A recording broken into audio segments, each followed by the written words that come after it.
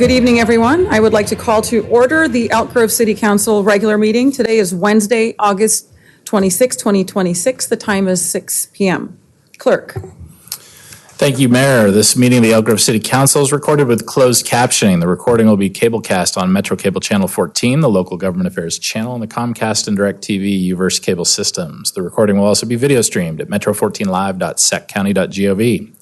Tonight's meeting replays will be on Friday, August 28th at 1 p.m. and Monday, August 31st, also at 1 p.m. and on Metro Channel 14. Once posted, the recordings of this and previous meetings can be viewed on demand at the 3ws.elkgrove.gov or youtube.com/metrocable14. For members of the participating audience who may have personal electronic devices, please place them on silent mode during the meeting or on mute when you are not speaking. The Elk Grove City Council welcomes, appreciates, and encourages participation in the City Council meeting. City Council requests that you limit your presentation to 3 minutes per person per item so that all present will have time to participate. City Council reserves the right to reasonably limit the total time for public comment on any particular noticed agenda item as it may deem necessary. Pursuant to Resolution Number 2026-099, no individual speaker concerning public comment may address the City Council for more than 3 minutes per item. If you wish to address the Council during the meeting, please complete one of the blue speaker cards, which can be found at the back of the chamber and provided to Assistant City Clerk Brenda Haggard prior to consideration of the agenda item. As we continue on in 2026, we are also in the Zoom environment for our meeting, and so we will have some prompts in which we will be looking to see if we have attendees in the digital audience for all of our items where we have public comment. But unique this evening is that we have Vice Mayor Singh-Allen calling in, and he is participating what we believe is by remote participation. And so, Vice Mayor, if you can unmute yourself, it's just if you can let us know. We believe that your remote participation is part of your service as an employee with the local agency and that you're on a work trip, but you're able to join us by remote participation. So if you could just confirm that, and then I'll have a second question for you after that. So let's see if your muting abilities are working. All right. Good evening, Mr. Clerk and my colleagues. I'm here. Can you hear me? We can. You were good. You just muted yourself, so now you're unmuted right now. Okay. Yeah. Okay. Yes, I am.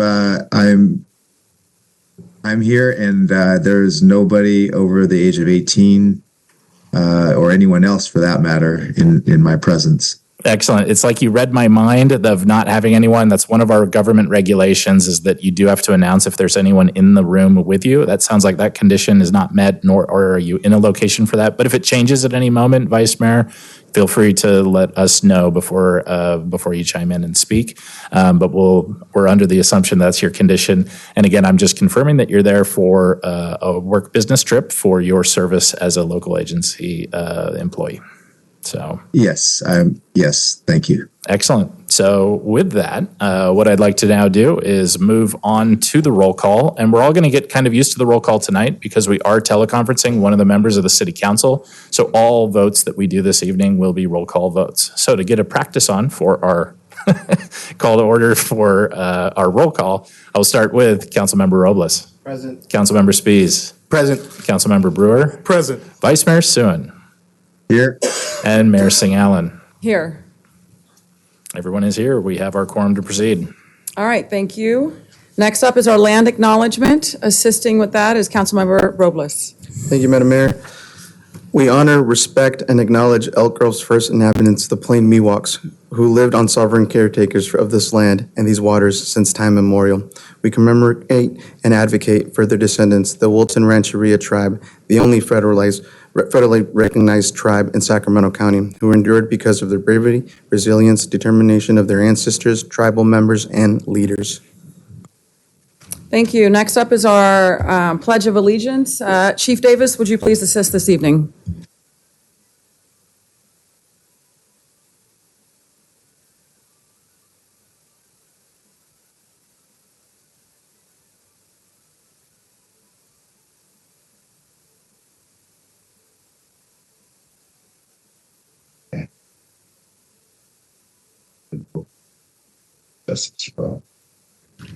Thank you.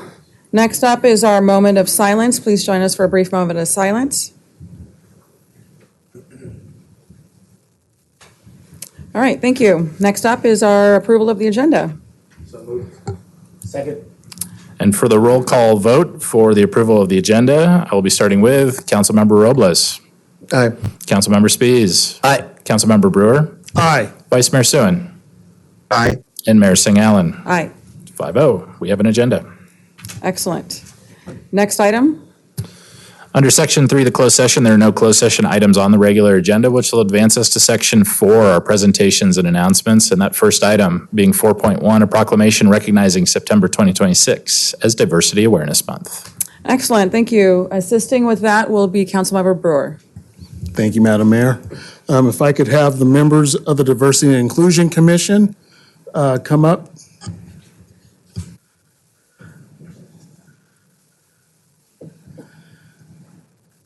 I want to thank you all for being here tonight, and definitely want to thank you for serving our community as commissioners on the Diversity and Inclusion Commission. As we round into the second half of the year, Diversity Awareness Month is definitely important given the broad scope and largesse of our community. We have a lot of people that represent a lot of different backgrounds, and to have all of you in capacity serving in that role is really commendable. And so I want to thank you for that, for your service, but I also want to read this proclamation to acknowledge Diversity Awareness Month, September 2026, and then we'll turn it over to the chair to speak, and then we'll come down and do a picture. And so, whereas the city of Elk Grove is widely recognized as one of the most diverse mid-sized cities in the United States and values its rich cultural fabric, and whereas during the month of September, the city of Elk Grove and its Diversity and Inclusion Commission will celebrate the city's vibrant diversity through various events and activities. And whereas providing information, education, and communication, we may facilitate better recognition, understanding, and appreciation for both our commonalities and differences. And whereas by collaborating with various organizations to create events, activities, and forums to promote peace and unity within our community, and whereas the city and its Diversity and Inclusion Commission endeavor to create a more equitable, accessible, safe, welcoming, and inclusive government and community in the city of Elk Grove, and whereas the city and its Diversity and Inclusion Committee invites residents to attend the many events offered throughout Diversity Awareness Month, celebrating our city's diversity. And whereas all Elk Grove citizens, businesses, organizations, and the news media are encouraged to participate in activities and programs during this designated month, to take the city's diversity pledge of no place for hate, and to appreciate the diversity that thrives within the city of Elk Grove. Now, therefore, be it resolved that the City Council of the City of Elk Grove hereby proclaims September 2026 as Diversity Awareness Month in the City of Elk Grove, signed this 26th day of August, 2026.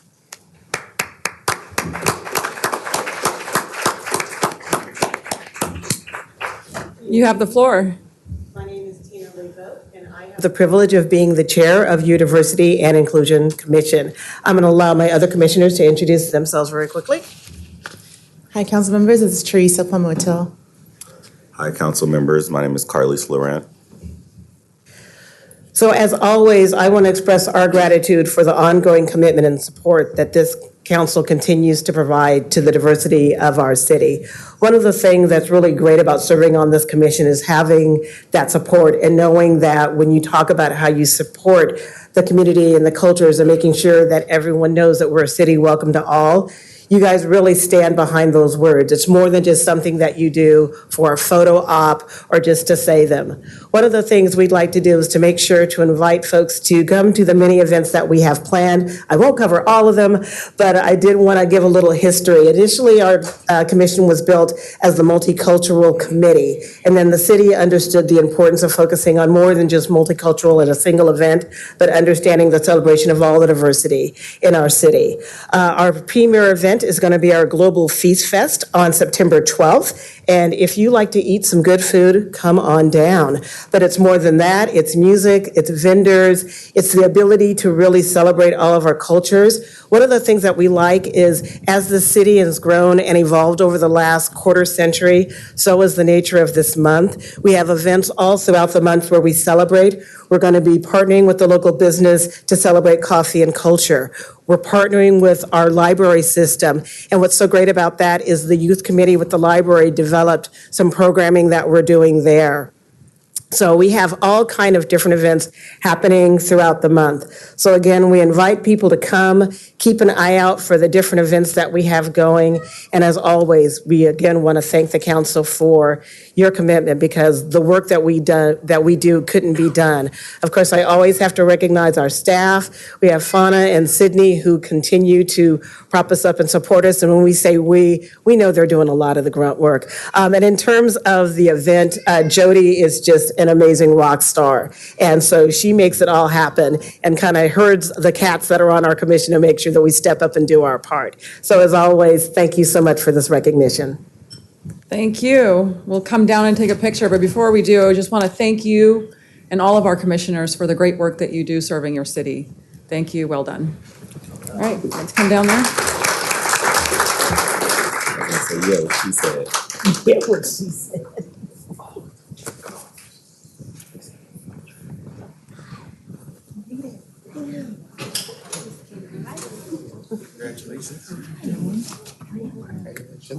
Congratulations to everybody. I know, good seeing you. How are you? Congratulations. Just want to go back here. How are you? Good to see you. Hey. Congratulations. Sneak back here. Oh, there's enough. You look amazing. Thank you. Hi, how are you? All right, let's do this. Good to see you. Okay. All right, we're going to start with this one.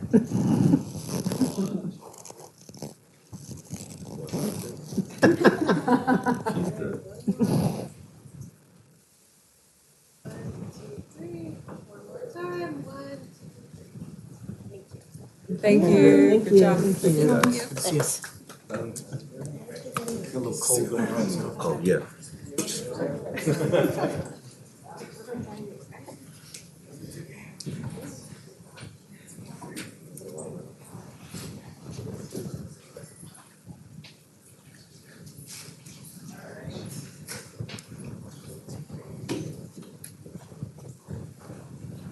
All right, next up is public comment. We have a number of people signed up to speak. As a reminder, you have 3 minutes. We'll start with Lindsay Halsell, followed by Noah Arsala.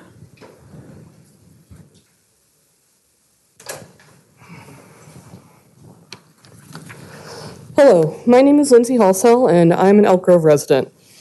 I'm once again asking that the city end its contract with Flock Safety and that Elk Grove end its use of automated license plate readers entirely, not seeking an alternative vendor after canceling Flock. Putting everyone under constant surveillance is an inversion of how our justice system is meant to work, innocent until proven guilty. Identify a suspect, get a warrant, conduct an investigation. Using AI cameras to track everyone's movements is the opposite of this process. There is no probable cause to surveil everyone all the time, but that's what using ALPRs like Flock amounts to. By continuing to use these systems, the city is letting us know that we're all in a state of perpetual guilt, just waiting for the police to decide on our crimes, which Flock's AI system can generate using pre-written prompts provided by Flock itself. In April, the mayor said she was open to an audit of the city's Flock data. Several weeks ago, DFlock Elk Grove published a community audit based on data obtained from Public Records Act requests. The data indicate that the city of Elk Grove has violated state law by sharing our data with other states and federal agencies. The city has claimed our data are secure and not shared on Flock's national network. Do the mayor, city councilors, and chief of police not understand how Flock works? Or are they lying about what happens to the data collected from constant surveillance? While the city and police department have stated that our data are secure, it is clear they have no way to enforce that themselves or even confirm its truth. 2 weeks ago, Flock announced updates to its privacy safeguards, recommending a 7-day retention period unless there is an active investigation. Yet, a week later, A Flock representative let slip in a public meeting in Marietta, Oklahoma, that they retain data indefinitely. Flock's terms and conditions state that even if the Elk Grove Police Department owns the data, Flock has the right to, quote, non-exclusive, royalty-free, irrevocable, perpetual, worldwide license to A, use and disclose customer data to provide the Flock services, and B, use customer data to support and improve Flock's products and services, end quote. While the city may claim it can keep our data safe, these terms make it clear that the city does not have the power or authority to do any such thing. There is no responsible, secure way to maintain an active contract with Flock, and there's no reason to believe that a company that makes its money from spying on everyone is telling the truth about what it does with the information it collects. We deserve better than living in a city where we are constantly treated as suspects of crimes not yet committed. We should not have to be observed by a system that makes it not only possible, but trivially easy for police officers to stalk and harass women, for immigrations and customs enforcement to monitor activists, or for the federal government to observe the movements of political opponents.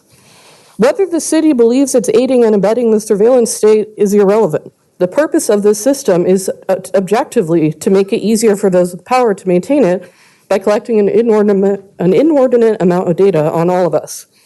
The only responsible thing for the city of Elk Grove to do is to end its relationship with Flock immediately and start treating us as citizens rather than suspects.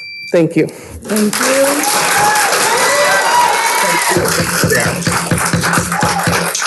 All right. We need to conduct this meeting. Thank you. All right. Next up is Noah Arsala, followed by George Doank. I'm sure I'm butchering it. Oh, sorry, I just saw the sign. Gotta crouch down, I guess. Oh, it said, please do not adjust the microphones. Okay. All right. So I'm a heavily concerned Elk Grove resident. ALPR cameras and Flock cameras specifically have been known to be a failure and a public safety risk. Denver resident Christina Elser was wrongfully accused of package theft by cops using Flock cameras, which led to her having to get her own car's GPS data, neighbor camera footage, and phone records to show proof that she wasn't in that area. If she didn't have that proof herself, she could have possibly been incarcerated and charged for something she did not do. Eva Pizzarelli of Rhode Island just a year ago was undergoing a routine traffic stop, ending with her being wrongfully in handcuffs due to her being tied to a random vehicle that was not registered to her whatsoever. How did the cop wrongfully accuse her? By using a Flock camera that mistakenly matched her name to another vehicle that was involved with a local crime, when in reality, it was not registered to her at all. In both Arkansas and South Carolina, the use of a Flock camera led to the result of officers drawing weapons on innocent people, including a baby, then later realizing that the plates were incorrect. Lindsay Isaacs from Florida was charged with 8 felonies, which included serious charges such as vehicular homicide. This caused her to spend 13 days in jail and her car being impounded for a total of 7 months. Prosecutors quickly realized that her and her car weren't involved with this crime at all, and that this was an error from the cops' end. That error being the use of Flock cameras. So, as a whole, Flock and ALPR cameras as a whole inherently pose a risk to our safety and privacy, which was once our community rights. And it's something that our board members should respect, our police department should respect, our city should respect that as a whole. And by doing that, they should cancel the Flock contract and cancel any future ALPR contract. And I know a lot of people in the past, and I'm sure a lot of people today are going to express the same thing in probably better detail than me, but the city of Elk Grove has violated our privacy a multitude of times through this by giving our data to outside agencies. Regardless if you're oblivious to the implications of that or if you're lying through your teeth, the conclusion is all the same. This is showing signs of incompetence.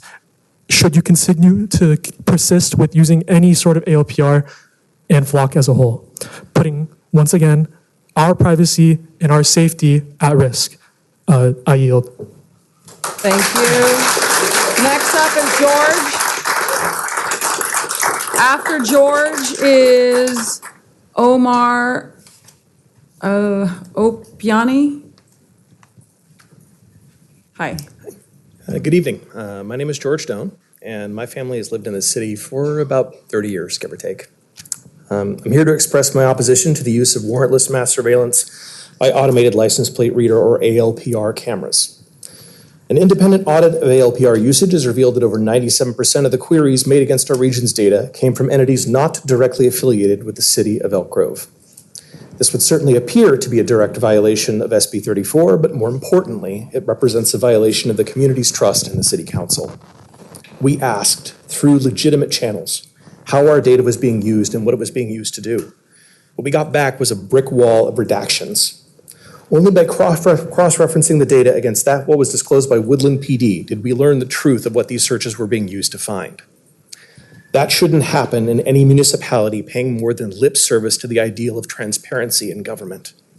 Fundamentally, none of Elk Grove citizens have asked to live in the sort of open-air prison that mass surveillance creates. Even under this regime, this is still the United States of America, and we are still entitled to our Fourth Amendment rights. We, as a community, deserve better than to have our privacy violated by unaccountable vendors and mismanaged federal agencies. We deserve better than to have our citizens stalked by rogue law enforcement agents, as has already happened in Mooresville, North Carolina, Orange City, Florida, Katy, Texas, New Bedford, Massachusetts, and God only knows where else by now. We deserve better than to finance the erosion of our own civil liberties. I implore the City Council to reject mass surveillance or to get out of the way for those who will. Thank you, and I yield my time. Thank you. Next up, order in chambers, please. Omar, hi, Omar. Hi. After Omar is Rob Hansen. How do you say your last name? Opiani. You killed it. Okay, I was pretty close. Yeah, not bad. Cool. Good evening, Mayor and council members. My name is Omar. I'm an Elk Grove resident, and I'm here to ask you to end the city's Flock contract and stop ALPR in Elk Grove. I want to start by making something clear. This is not an argument against public safety at all. This isn't an argument against finding stolen vehicles or locating missing people or identifying possible suspects. The question is whether we need to routinely collect information about where ordinary people drive in order to accomplish this goal. Where they go to school, where they worship, where they eat, their routes to work. Council members and mayor, would you like that information about you recorded? Probably not, but it probably already was, as there's 2 Flock cameras outside of here that we passed by. And I understand there are stated safeguards such as access control policies and search restrictions and who the data is being shared to. But safeguards don't eliminate the underlying risk, they simply mitigate it. What happens when there is a security breach? What happens when an authorized user misuses their access? Are you willing to accept the high margin of error of these systems, as we have seen in Roseville, where over 71% of license plates were misread? And what happens when the city has to defend the implications of using ALPRs in court? These aren't hypothetical concerns. We are seeing cities cancel their contracts due to these concerns. But right now, the city is stuck taking on the responsibility of protecting sensitive data of residents during the duration of the contract. And that's why I don't think this should be reduced to a question about Flock. If we cancel Flock and replace it with another ALPR company, we've solved the vendor problem, but we haven't solved the underlying root problem, surveillance problem, and the risk that comes with it. The strongest privacy protection and risk mitigation to using these systems is simple, not using it in the first place.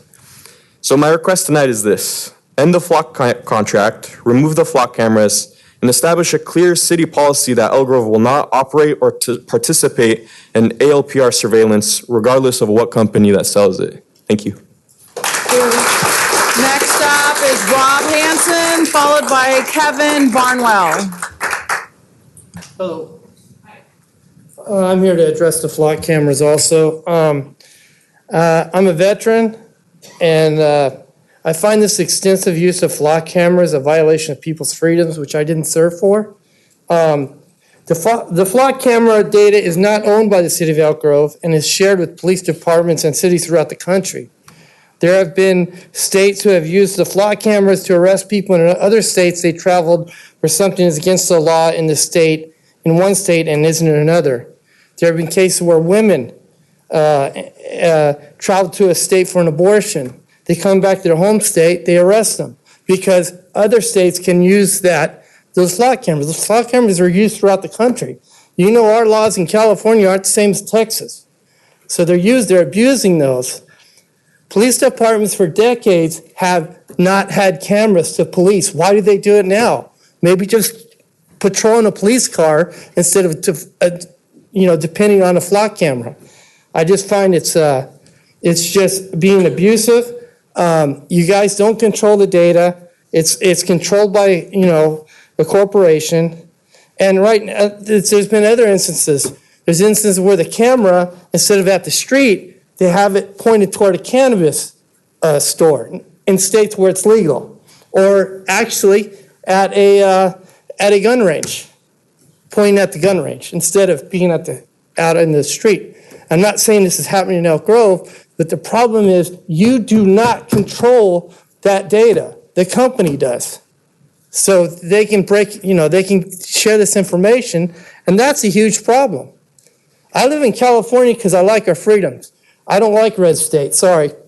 And that you guys or other states are using your data, think about that for a minute.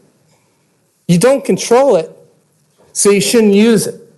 One of these police are just patrolling their cars instead of using a camera. They've done it for decades without cameras. They can do it now. So that's what I have to say about it. And I think if you can't control the data, you shouldn't have it. Thank you. Kevin Barnwell, followed by Ellen B.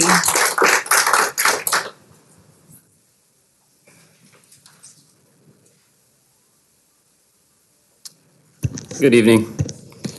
My name is Kevin Barnwell. I'm an Elk Grove resident within District 2 and wanted to share my strong concerns with you all regarding the city's use of Flock and ALPR technology. This is obviously a hot topic this evening, as the use of ALPR technologies are an unconstitutional use of surveillance and is uniting the left and right quicker than Donald Trump's insider trading. For a city who prides itself in its diversity, we are no doubt hurting our own community by aiding in the use of information passed on to ICE and simply by using and being complicit of extending this surveillance technology on each and every single one of us, gathering data and profiles of our daily lives. I've seen countless videos of packed city council meetings all over the country raising concerns about this very topic. I would much rather be at home with my family, but I'm concerned that if we aren't loud about this now, more of our amazing community will be hurt and tensions will continue to rise, as no one should be surveilled without probable cause. We've already addressed a few issues this evening regarding the misuse of ALPR technology, leading to stalking, to mishits of bad license plate numbers, resulting in people being pulled over and having guns drawn on them. Please take action. No ALPRs, period.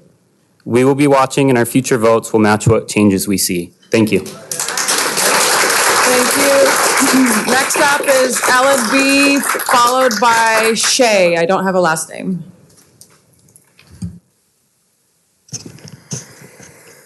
Good evening. I live in District 1, and I've been a resident of Elk Grove for 12 years. I am asking you to cancel the Flock ALPR contract and not seek an alternate ALPR vendor, including Axon or any other. I hope council members have read the community audit of Elk Grove's Flock records and reviewed the city's data it is based on. I have, and I've reviewed all the data. I invite everyone hearing this to go to dflockelkgrove.org to read the findings from the community audit. Look at the data for yourself. The audit showed that Elk Grove PD shared our data with more than 3,200 out-of-state and federal agencies, which searched that data more than 1.3 million times from 2021 to 2025. This violates California Senate Bill 34, enacted in 2016, and Elk Grove PD stated at a prior council meeting that this type of sharing had never occurred. These violations can carry a $2,500 penalty per search if litigated.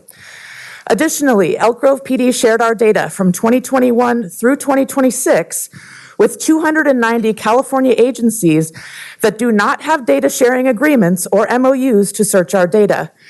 despite Elk Grove PD stating at a prior city council meeting that only agencies with MOUs can search. Yet those unauthorized California agencies searched 4.3 million times.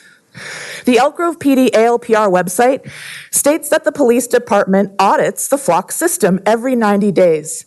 If that's true, why did Elk Grove PD allow illegal out-of-state and federal sharing and unauthorized California agency sharing to go on for years? But this is not just about Flock. Recently, we discovered an Axon brand fixed ALPR camera on the northwest corner of Bruceville and Laguna near the Walgreens. Here's a picture of what that camera looks like. Axon boasts that this camera provides, quote, live streaming, ALPR, and vehicle recognition in one device. So police officers don't just get a hit, they get the full picture in real time, end quote.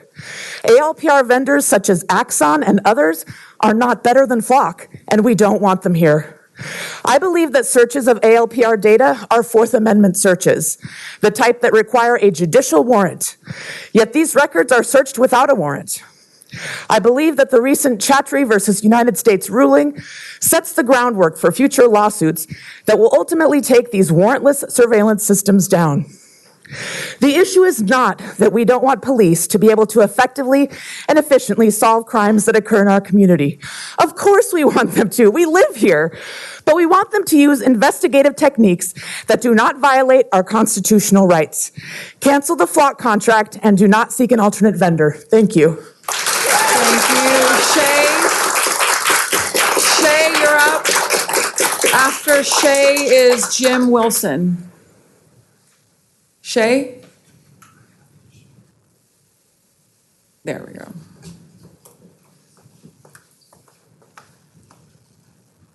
Hello, my name is Shay, and I have a vested interest in the topic of ALPR cameras, as I do a majority of my shopping here in the city of Elk Grove. When I first bought my home 2 years ago, there were no Flock cameras. As a homeowner and a taxpayer, I'm deeply concerned and rightfully upset that these cameras have been installed at every major intersection over the last 2 years with little to no input from the citizens who live here. Just on the way over here, I've witnessed 12 Flock cameras, $5 gas, 4 Fenty folded, 3 homeless camps, 2 sex trafficked, and a city racking up legal fees. All of the illegal searches that have happened that violate Senate Bill 34, there's been over 1 million of these illegal searches conducted, each of those carrying a penalty of $2,500 if litigation were to occur. And if you quickly crunch those numbers, that already equals $3 billion. We're going to go bankrupt. So that's a lot of money. And also, yesterday in Sacramento, an ICE agent brutally assaulted a young Indigenous woman. These are the people, these ICE agents, that are utilizing our Elk Grove City surveillance cameras. Many of the cameras have facial recognition and AI capabilities that allow for searches based on appearance. We have a large immigrant population in our community, and it's your duty to protect them from harm. You had a land acknowledgement at the beginning of our meeting. How can we brag about being one of the most diverse cities when we're doing nothing to protect people from being snatched off the street? It's a mockery, and it's a disgrace to make claims of safety and inclusion with no evidence to back it up. Words are nice and appreciated, but we need to see action. We, the people of Elk Grove, demand that all of the ALPR readers, Flock, Axon, and otherwise be immediately removed from our city. End the existing contracts and do not enter into any new ones. We are ordinary people who have a right to privacy when we travel. Thank you. Thank you. Jim Wilson, followed by Margarita.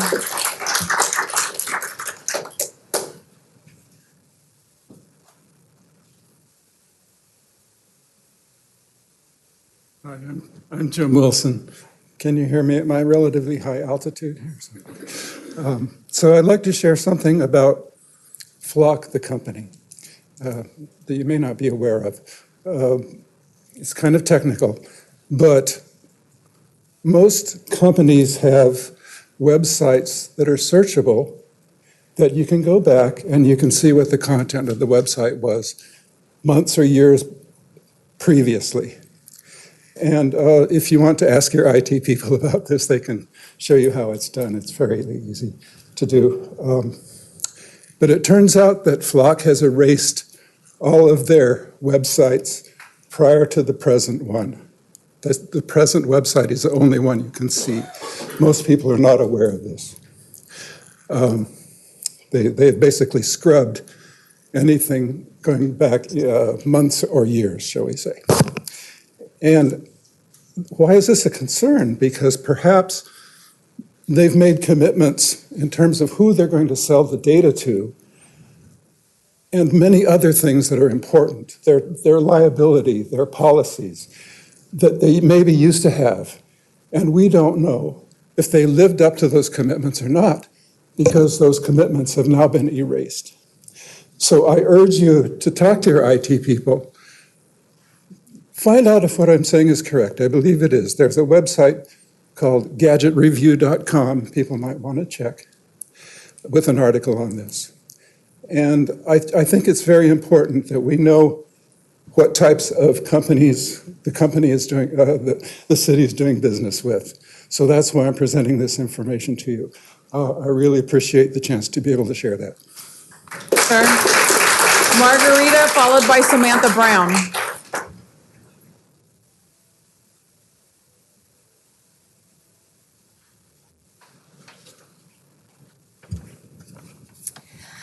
Good evening. I am an Elk Grove resident, the valedictorian of my EGOSD high school, and an educator serving Elk Grove elementary schools.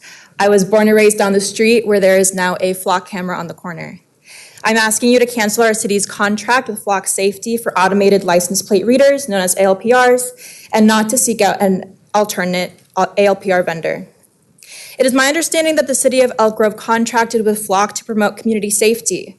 But a community audit shows that 97% of Flock searches of Elk Grove residents were made by agencies outside of the Elk Grove Police Department. Flock technology makes community members vulnerable to more harm. AI technology is fallible. It makes mistakes all the time. The Roseville Police Department reported that 71% of felony or stolen vehicle alerts generated by their Flock cameras were misreads. A woman in Milwaukee was recently pulled over at gunpoint due to a Flock alert error.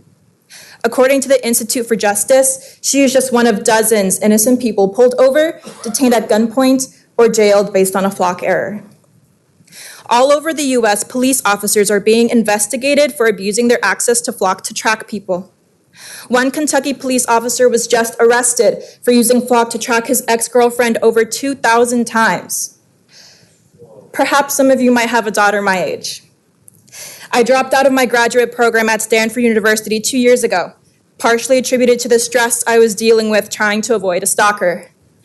Thank God he wasn't a police officer. I moved back home so that I could feel safe. I and everyone else deserve to feel safe in our community. Flock is neither a preventative safety measure nor a solution. I urge the City Council to stand up for our right to privacy and safety by canceling the Flock ALPR contract and not replacing it with another ALPR vendor. Thank you. Thank you. Samantha Brown, followed by Jennifer Toon.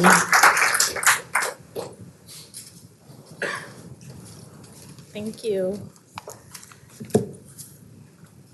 My name's Samantha, and I've lived in Elk Grove for 27 years. I'm in District 2. And I'm here to ask the city to cancel our contract with Flock Safety or any vendor of ALPRs.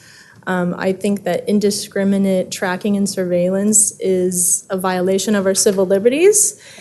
And after reading about the audit, it's also unacceptable, the error rates and the misuse of our data. We already have too much of our data on servers.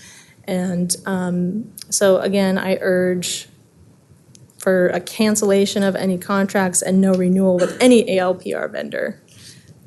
Thank you. I yield my time. Thank you.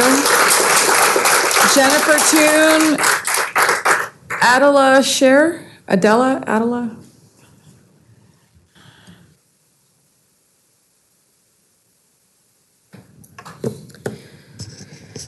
Hello, my name is Jennifer Toon, and I'm a resident of District 2 in Elk Grove. My family has lived here for 7 years, and I am an educator serving Elk Grove Elementary Schools. I am asking you to cancel our city's contract with Flock Safety for automated license plate readers, also known as ALPRs, and not seek another vendor.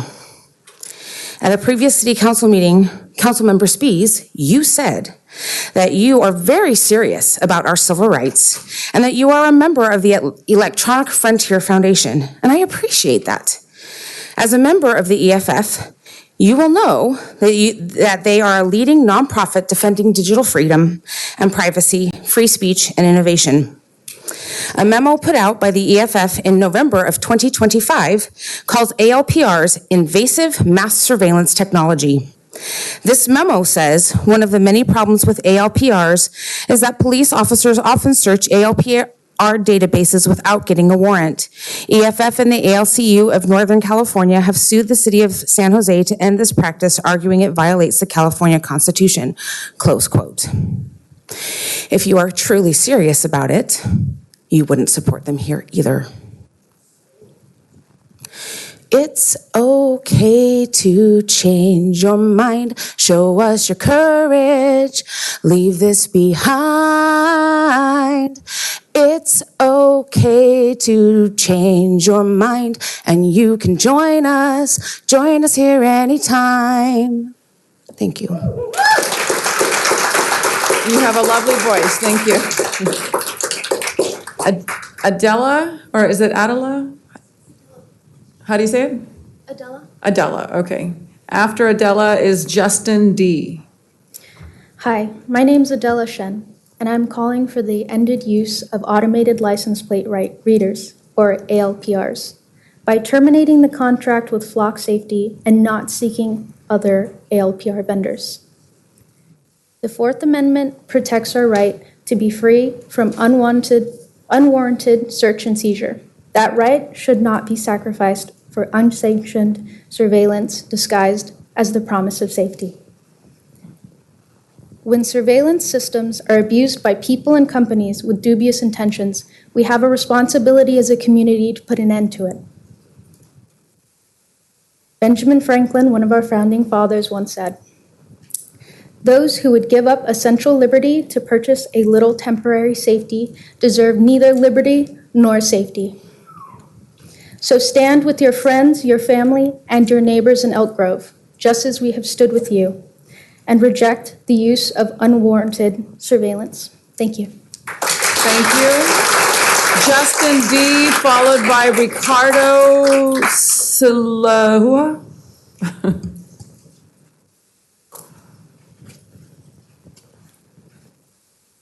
Hello, can you hear me okay?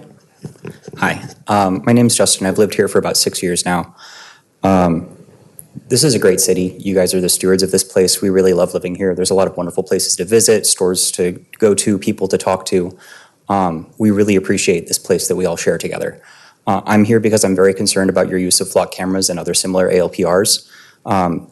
And other people have already given a lot of really good examples of why these have been misused, abused, or even used against the commitments that have been made about how they're supposed to be used, that you don't have control over them and other agencies and states can do whatever they want. I want to share a few other examples of how that could be a problem. These cameras can be used to build a comprehensive view of somebody's life, of the places they visit, the church they go to, the political rallies they care about, gun shows, shooting ranges, security conferences, abortion clinics, protests, or going to doctors about embarrassing medical conditions. These are all things that could be tracked down with use of stuff like these camera systems and the databases that they hold that information in. Additionally, this is not a partisan issue. There are people across the political spectrum who care about this. You'll see people in deep blue cities and deep red cities together, all separately and independently choosing to vote against these systems because they do not like what they stand for and what they represent to the harms against the community and the way they could be abused. Some examples from both left and right-leaning perspectives. If you are right-leaning and you cared about the January 6th protesters, some of those people may not have done anything, but they were there. And databases like these were used to track those people to those locations. And even if they didn't do anything to anybody or to any property there, they were charged. So if you are right-leaning and you care about that, that would be a problem for you. If you are left-leaning, databases like these are used to hurt people from immigrant communities or people who even look like they might be from outside of the community. If they look like they might be an immigrant, ICE is using these databases to search these people up and pull them off of the streets, separate them from their families, and traumatize their children. Additionally, companies like Discord, Google, and others are working with the federal administration to gather information about people who share opinions that the administration doesn't like. For example, Discord is sharing information with the Trump administration and the Justice Department about people who have opinions that are negative of ICE. These databases could be used by the Justice Department to look for those people. I think that that's a problem, and I think that you should also find that to be a problem. Thank you for stewarding this city. I really appreciate what you do here. Please keep doing a great job, and please support all of us. It's clear that this is a very unpopular policy. Thank you for your time. I yield my time. Thank you. Ricardo, followed by Alexander Basden.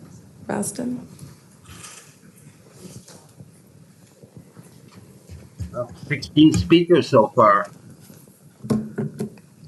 So, nearly a year ago, on September 20th, 2025, a Flock vice president logged into the Dunwoody PD's security camera system solely to look at a camera inside of a children's gymnastics class. He did not look at a single other camera that day. Cases like these, and all the ones mentioned earlier today, have been known about for months now. And yet the City Council voted unanimously last April to renew and expand the contract with Flock despite near universal community opposition. People with the power to access these cameras, both police officers and private individuals, have unprecedented ability to track anyone and anywhere, not because of what they do in the present, but because of what they've done in the past, for the sake of such, glorious, virtuous activities like a police officer stalking a woman who rejected him, a federal agent listing people who went to peaceful protests against Trump, a hacker scraping data, to find a target they want to steal from or hurt, or a businessman, in this instance, spying on other people's children for their own sick, depraved purposes. And I must emphasize, the solution is not to simply pick another company's method of mass surveillance, such as Axion or Motorola, in lieu of Palantir's Flock cameras. We don't want one soulless corporation to simply be swapped out with another. No surveillance system has any place here in Elk Grove, period. We want the Flock contract to end, and we want your oath that nothing will take its place. And if we don't get that, we will vote for other people. Thank you. I yield my time. Thank you. Ricardo Silahua. Ricardo? And Mayor, I put Ricardo back up. I'm covering a lot of bases over here, and I'm not sure if that speaker got called up previously. So I just wanted to make sure they had the opportunity to come forward. Given the volume of speakers, I don't know the answer to that. Yeah. So you want me to move on? Or If we don't have Ricardo, Ricardo hasn't already spoken? Okay, not seeing a Ricardo. Okay. Andrea Ramirez, followed by Kayla Coates.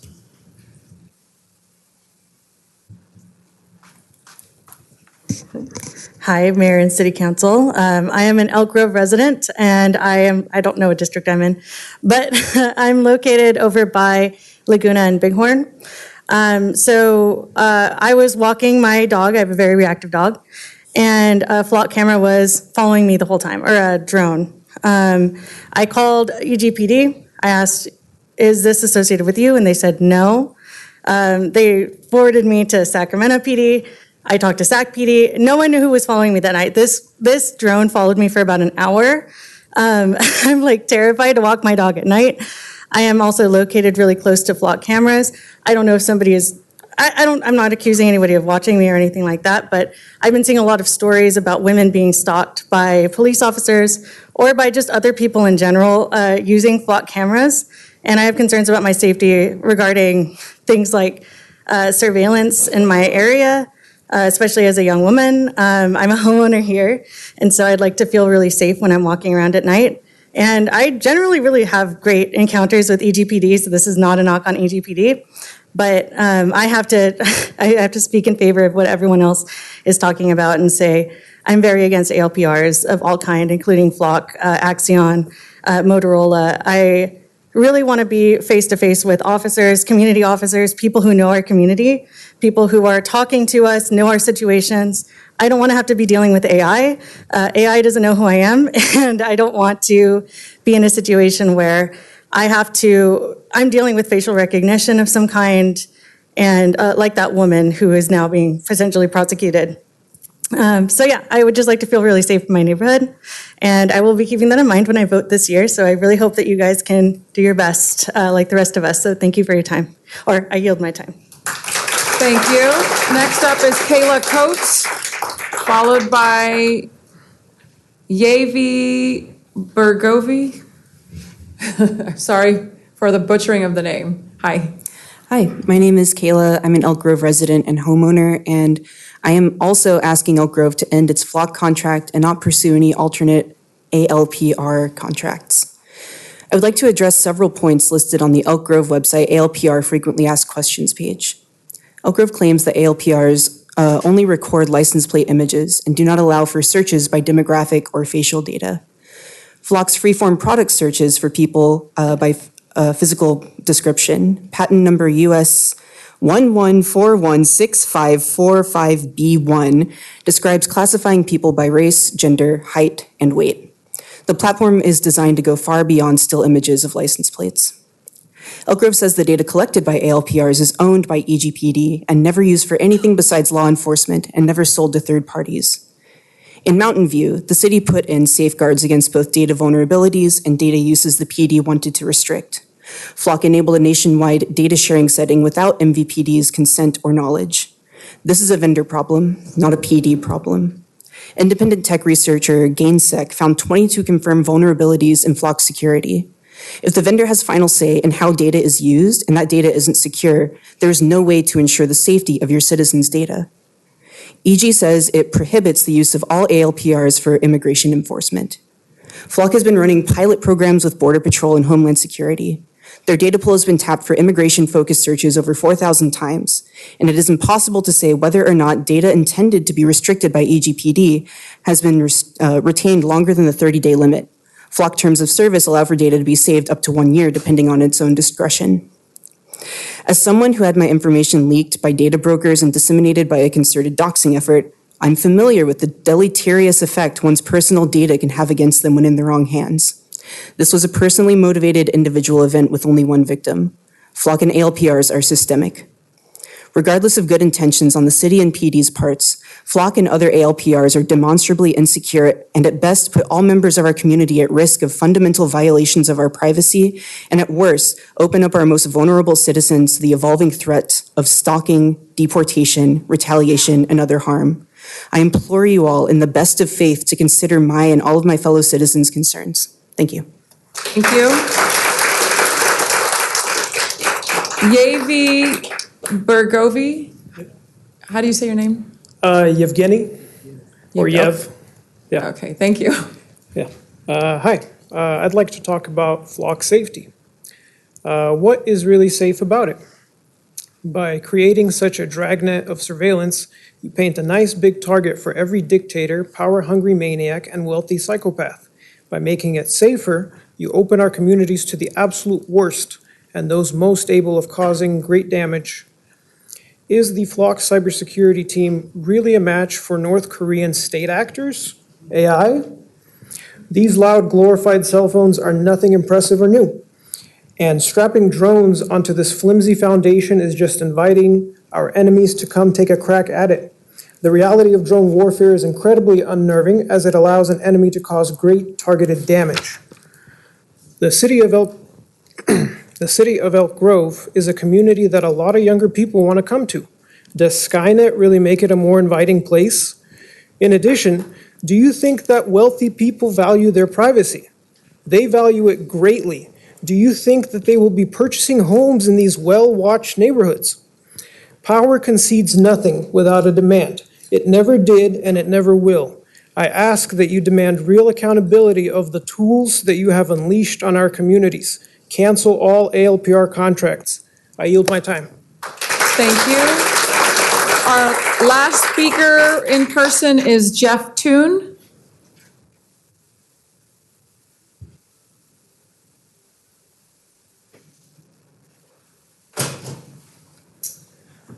Hello, good evening, City Council.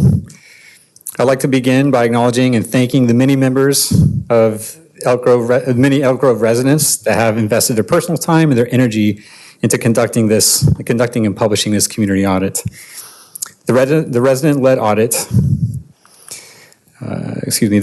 audit was not conducted by outside agitators, as we have heard you guys claim, but rather engaged residents who care about their neighbors and the safety of all members of our community.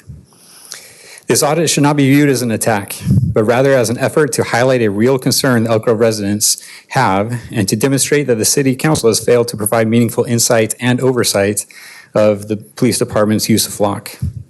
The community audit has provided reasonable evidence that EGPD has potentially violated state law. As a result, I'm asking again that you stop demanding that Elk Grove residents just trust you and trust the police, but instead I'm calling on you to end the contract with Flock and to not seek a replacement. Thank you. Thank you.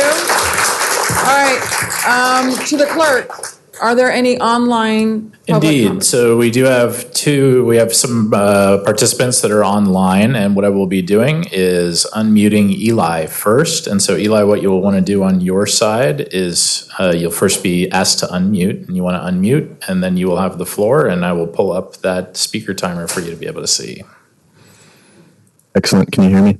Indeed, you're coming through loud and clear, and usually the devices are very good at sound attenuating, so they should be pretty good at finding where we're at. I just have to find where my speaker timer is. Well, go ahead, Eli. Let's see if I can pull this online through a different method. Ready to go? I'm ready. Please proceed. Excellent. Hi, my name is Eli. I live in the area. I just wanted to express my opposition to, you guessed it, the widespread use of Flock ALPRs by the city of Elk Grove. Using public records requests, we do know that police officers in the state of California have made searches on the behalf of ICE. These same officers that have network access to Elk Grove, most other PDs in California. I'm personally not anti-police, but I am anti-surveillance. I cannot physically leave my home without my location being logged by a camera, which goes straight to the police. If somebody said that to you 10 years ago with a straight face, you'd probably be looking for the tinfoil hat, but here we are. I really cannot believe that what I just said is true. This fact truly horrifies me, and I just wanted to remind everyone present that the surveillance infrastructure in China was built by American companies, namely Cisco and Oracle, but the same thing is happening here, one city at a time, one more invasive surveillance technology bought by local PDs.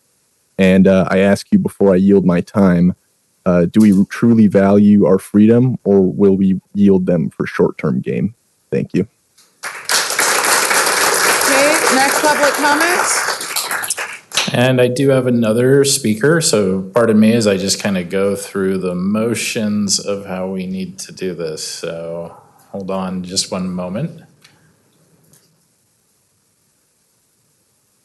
And it's going to be Isa or Isa.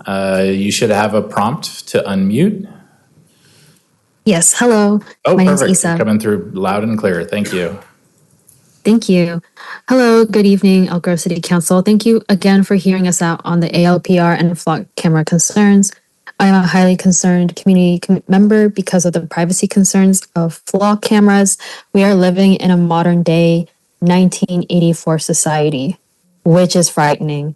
And if some of y'all don't know, there is a novel called 1984 by George Orwell, which highlights the surveillance and fascist regimes. So quite literally, Big Brother is watching, and we all have a right to privacy. Flock cameras are also extremely expensive, and that money should be invested in improving our road infrastructure in Elk Grove. Like, our roads are so crowded these days. Additionally, we need that money to be poured into our public transportation, education, libraries, and community resources. We demand that Elk Grove cuts their ALPR contract, demand full transparency of how the data is being used, and that Elk Grove Police Department finds alternate ways of ensuring safety in Elk Grove. Thank you. Thank you. Are there any other public comments? And I do not have any other raised hands in the environment. All right, then I'm going to close the public comment. And for those of you that are new to coming to a council meeting, just to let you know, general public comments are open to anyone to come and speak on non-agenda items, which this is. So the council cannot take any action on non-agenda items. So I just wanted to make sure for those of you who are coming for the first time. But thank you all for your passion and your advocacy, and also want to recognize everyone that also sent in an email. Thank you very much. With that, we're going to move on to our next item, our city manager's report. Good evening, Madam Mayor, Vice Mayor, members of the City Council. Jason Behrman, your city manager. First item is the ongoing discussions with our community relating to the reuse of the Elk Grove Library that's in the process of relocating down the street.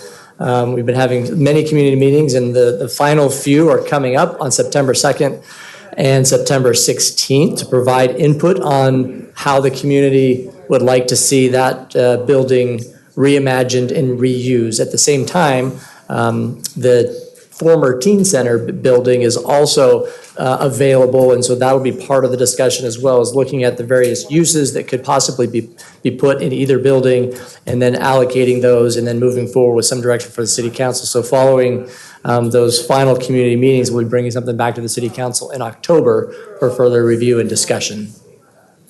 Reminder, we have our Pitch Elk Grove Startup Competition coming up. $20,000 in prize money is at stake. This is the city's 5th anniversary of doing that. The date for the competition is Thursday, September 3rd at District 56. All are invited at no cost. However, an RSVP is required to attend the event. Please visit the city's website for more details or to sign up. Also, nominations are being accepted for the Disability Advisory Committee's 20th Annual Above and Beyond Accessibility Awards. The end of that, it will be next Friday, September 4th. Please help recognize a business, organization, or individual who goes above and beyond for individuals with disabilities in Elk Grove by submitting your nomination online through the city's website.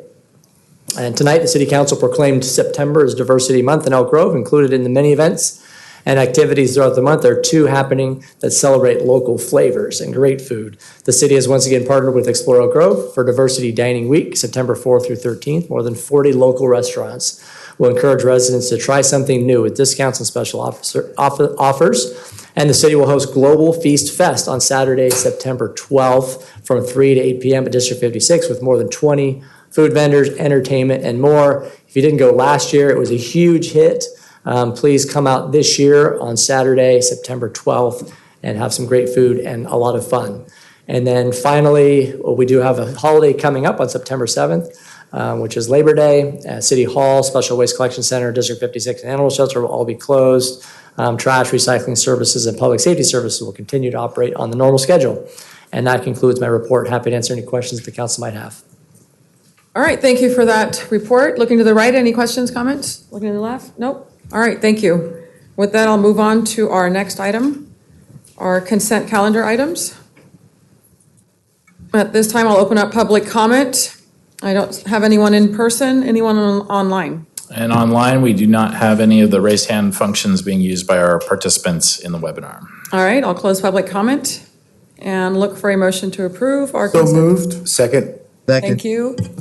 We have a motion and a second. And for that roll call vote, I will start with Councilmember Robles.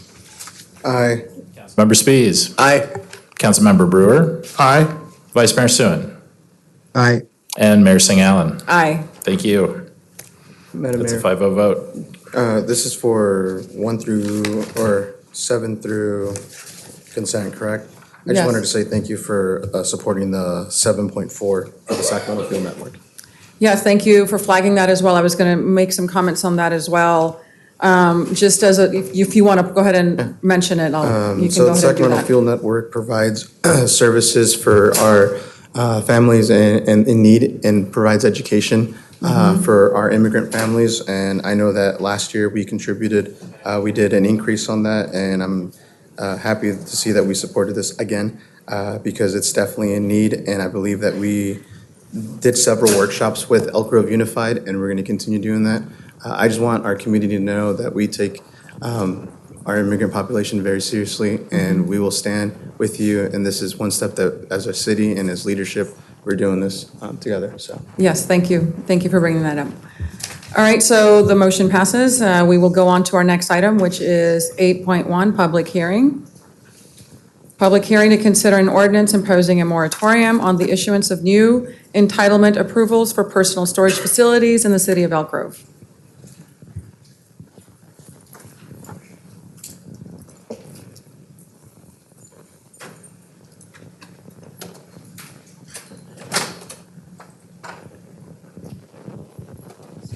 Hold on just one second, Sarah, while we. So now you should be able to go to your PowerPoint direct. Thank you. And then make sure it's projecting out into our webinar environment. And just hit the slideshow and you're ready to go.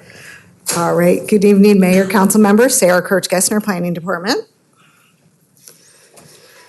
The project tonight is the consideration of a moratorium on the issuance of any new entitlement approvals for personal storage facilities citywide.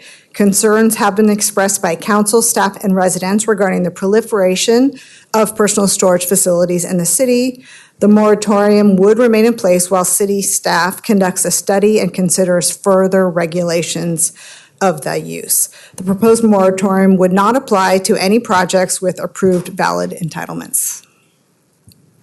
The Planning Commission reviewed the item at its August 6th Planning Commission meeting. One member of the public spoke in favor of the proposed moratorium, and the Commission recommended City Council of the project 4-0. Pursuant to the zoning code, personal storage facility means a structure or group of structures containing generally small, individual compartmentalized stalls or lockers rented as individual storage spaces and characterized by low parking demand. The use is conditionally permitted in the general commercial, shopping center, auto commercial, industrial office park, light industrial, heavy industrial, and light industrial flex zoning districts. It is not permitted by right currently in any zone.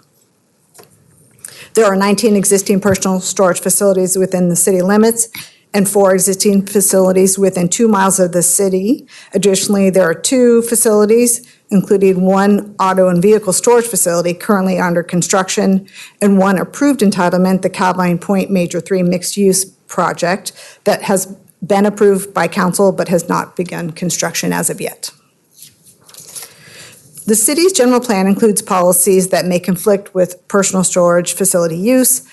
Specifically, policy ED 2-2, the city shall maximize the use of non-residential land for employment generating and revenue generating uses, as well as policy LU 1-2, which emphasizes increasing jobs and economic development.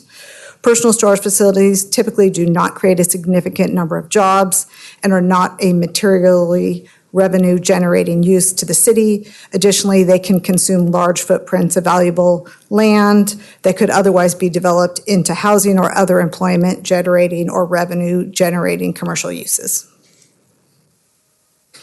The project has been determined to be, the moratorium has been determined to be not a project and further exempt from CEQA pursuant to CEQA guideline section 15061B3, the common sense exemption.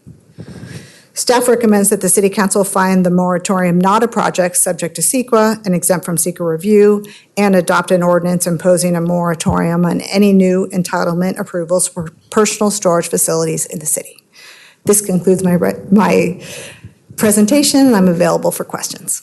All right, thank you for your presentation. At this time, I'll declare the public hearing is now open and open up public comment opportunity, starting with in person. I do not have anyone sign up for this in person. Anybody online? And I'm looking at our webinar environment. I do not see the raised hand function being utilized for item 8.1. All right, then I will go ahead and close public comment on this and declare the public hearing is now closed and open it up for some discussions. We'll start to the left. Councilmember Brewer. Thank you, Mayor. I want to thank Ms. Kersinger for the presentation and for the information provided. Like I said, 19 personal storage facilities in Elk Grove is a good amount, especially for the growing community, because I would say there's a lot of vacancy. I live near several of them in Hampton Village, and to see a lot of vacancy in those storage facilities is definitely points to whether we need more that are built in the city. And there's another one on Waterman Road near the Elk Grove Water District office that is being built as well. And so we have a good number of personal storage facilities in the city. And I think right now it's good to put a moratorium on it, just to put a cooler on having more facilities than there are households and the demand. And so that's all I have to say. Thank you. Thank you. Councilmember Spies? Yes, I thought I had this answer, but I didn't see it in the staff report, so I hope I don't get it wrong. What is the length of time that this moratorium is? Currently, the moratorium does not have an end date. It is indefinite until otherwise repealed or modified in some way. There's no statute that limits the number of years or months?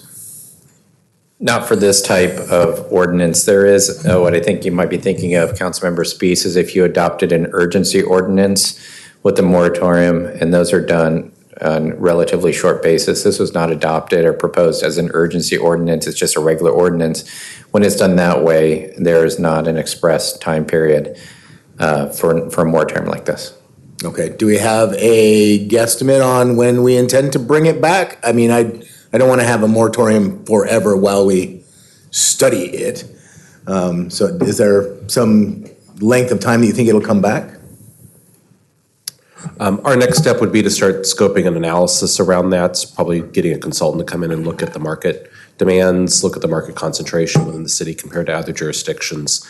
It'll take us a little bit of time to get that drafted and on the street for review and responses, so probably not before the spring. It may fall out later than that, and certainly we're going to have to balance that with other priorities as set by the council and the city manager. Okay, I just want to be certain that we, while we're putting thought into it, that this doesn't become a endless moratorium where we're not actually doing the work of studying, right? So I have a little bit of concerns about doing this indefinitely. I'd rather have some time frame put on it. But so I've changed. I probably will not be able to support this today because I don't have a time frame. Okay. Councilmember Robles. Thank you, Madam Mayor. No questions. Willing to support this project. So. Yeah, I've had a number of complaints from the community over the last 6 years about the oversaturation of storage. And looking at the map, I do believe that we have, obviously not with any scientific analysis, but it appears that we have sufficient number at this time. I am in support of this. I trust staff to study this and bring it back as you see fit. But in terms of waiting indefinitely, 5-10 years, I imagine you're going to be monitoring this. I don't feel the urgency of putting a time frame, other than I'm much more interested in putting a moratorium to at least stop any future projects of this kind. My apologies, I neglected to go to you, Vice Mayor, online, so, but that's sort of my concern. So I'm very happy to support it as is, knowing and trusting our staff to review this and bring it back as you see fit at a future uncertain of that date, and come back with us once you assess the needs and as our population continues to grow and the existing projects that have been approved but haven't broken ground yet, looking at those, the availability of those units as well, balanced with what the actual need might be, rather than just putting up storage units in what I like to say prime real estate in Elk Grove. There are so many other wonderful projects that we could be doing other than just storage units. So very happy to support this. Vice Mayor, you can unmute. Yep, go for it. Yeah. Okay. Yeah, I mean, this, you'd think this is straightforward, because I do agree that, we might be able to do some much better uses in certain places. I just worry that sometimes if this wasn't storage facilities, if it was something we did like and we were going to put a moratorium on it, the knife cuts both ways, so to speak, right? And so, I would support a temporary moratorium just because they do take up so much land, and so it is worth taking a look at the uses around our city and whether we want to allow or where we want to allow storage units for further actions. But in regards to timing, I agree with Councilmember Spees, the not having a definitive time. So I would suggest. I know Mr. Jordan is going to work on staff are going to work on bringing it back. I suspect it's not going to take longer than a year, but whatever, when we bring it back, I guess what I would suggest is we put in there a time to revisit that moratorium each year or something to that effect, so that, we'll be sure to look at it again, and it won't be something permanent automatically. That's I would suggest that modification, or when you bring it back, CJ, maybe we have that included in there. So from my understanding, staff will, if this should pass as is, you will study this, and should any changes, whatever the study yields, you'll come back at that time with what the study shows. Correct. Based on the results of the study and staff's recommendation, we'll bring it back through Planning Commission, Council with some sort of ordinance, either undoing or with new development standards or use requirements or zone restrictions, whatever those things may be, would be part of our recommendation. You go through Planning Commission and Council. If you're looking for some sort of renewal date where we'd have to affirmatively either extend it or have to get the work done by, we could certainly add some language about that in the ordinance this evening. I'd need to consult the city attorney on how best to include that in the ordinance itself, but I'm sure we could come up with something. Let me offer some thoughts. Yes. If the council would like to have a hard-coded deadline, a year, 2 years, 18 months, whatever you feel comfortable with, we could add that in. If you want to give direction to staff, as you essentially have already done, that this be brought back and reviewed and revisited periodically, that can be done too. If you want it to be expressly brought back on a certain schedule, that also could be accommodated. I guess my suggestion might be is probably the simplest approach is just pick a date, perhaps even a little longer than we might otherwise be suggesting, and just put that into the ordinance. And if staff feels the need to extend that, we can certainly bring that back. I have the time frame of 2 years in mind, but there's no magic to that. I like 2 years. Yeah. And so, thank you, Councilmember Soon. I appreciate your meeting in the middle there. I can support the 2 years. I don't mind the renewing once, if we do it for a year and then renew. But what's nice about doing the 2 years is that we don't have to have another action, another item. So I can certainly support the 2 years, and I certainly appreciate my concern is just to put in a moratorium which could sit endlessly without resolution, right? Having some guardrails. Right, so we have some guardrails on it. I appreciate the rest of the council and their consideration on that. I think you're striking the middle. Councilmember Soon was very good, and I appreciate you, Mr. Hobbs. I think 2 years would work well for me. Does 2 years work for you, Mr. Jordan? Yeah, I feel good about that. Is that proper time, or do you need a little more? Or is that I think 2 years would be good. If something happens, I'd certainly want to report back to council and ask for an extension for appropriate reasons, but yeah, we can work with that. So the motion will be for a moratorium of 2 years? Yes. All right. Correct. All right, so then I will look for that motion. So moved. Okay, we have a motion for the second. And a second, Vice Mayor. And from here, we'll go to the roll call vote for this ordinance as amended for that 2 year term, or 2 years looking out. And I'll start with the roll call vote with Councilmember Robles. Aye. Councilmember Spees. Aye. Councilmember Brewer. Aye. Vice Mayor Suen. Aye. Mayor Singh-Allen. Aye. That item passes 5-0. All right. Madam Mayor, I want to say thanks again. I'm really glad that as a group, we can work together to find solutions. Well, absolutely. So I think having a guardrail in place is good. I think it meets really everybody's need. most importantly, no storage units right now. All right, we will go ahead on to the next item, 9.1.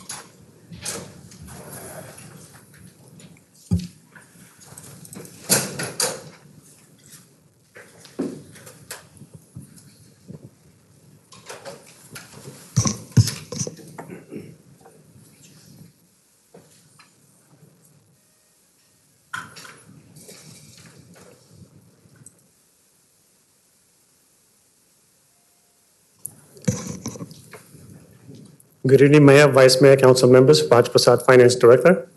Tonight, I'm pleased to introduce Carlos Oblites from Chandler Asset Management. Chandler has partnered with the city since 2020 to provide investment management and advisory services. Carlos tonight will provide City Council with the city's investment portfolio as of quarter ended June 30, 2026. Now, with that, I'll turn it over to Carlos.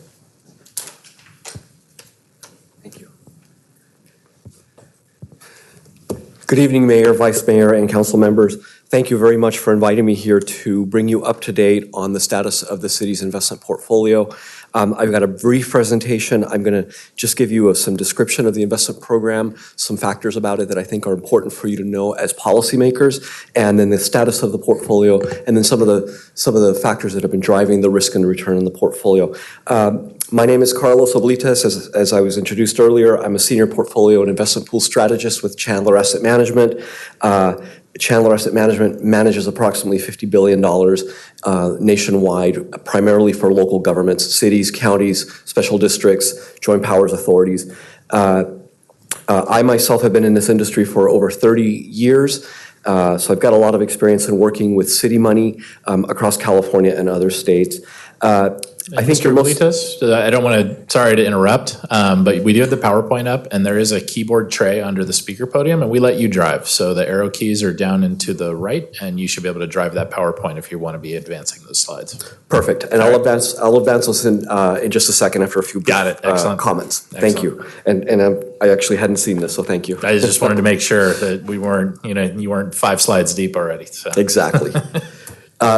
So I think you're all aware that the city's investments are subject to California government code. This California government code is very restrictive. You are not able to purchase stocks. You're not able to purchase real estate or high risk or highly volatile investments. You are investors in the bond market, which means that you rent your money out and you get income from that rental. You get interest income from that. The value of that future payment due to you can also go up and down depending on what current investments in the markets pay today.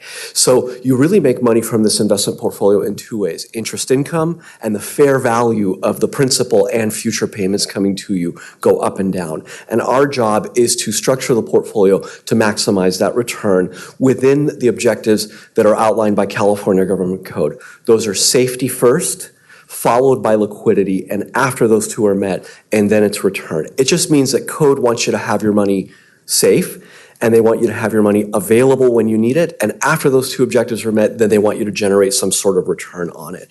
If you think of the investment program of the city, think of a bucket of water, and when you collect revenue in the form of fees for services or property taxes or sales tax, that's water coming into the bucket.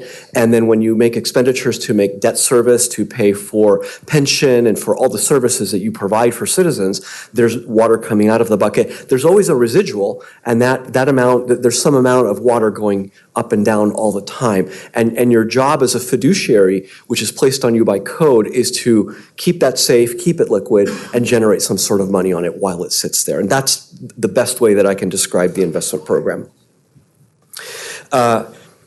When I think of the overall investment program, I want to make sure that I describe it really well. It is a collaborative approach. As your investment advisor, we do the heavy lifting on the analysis, identifying the opportunities to generate income on this, on the risk management, on the credit analysis to make sure that we're buying securities that are going to pay you your money back, and that your money is safe. And that is a very important aspect of our service that is sort of behind the scenes.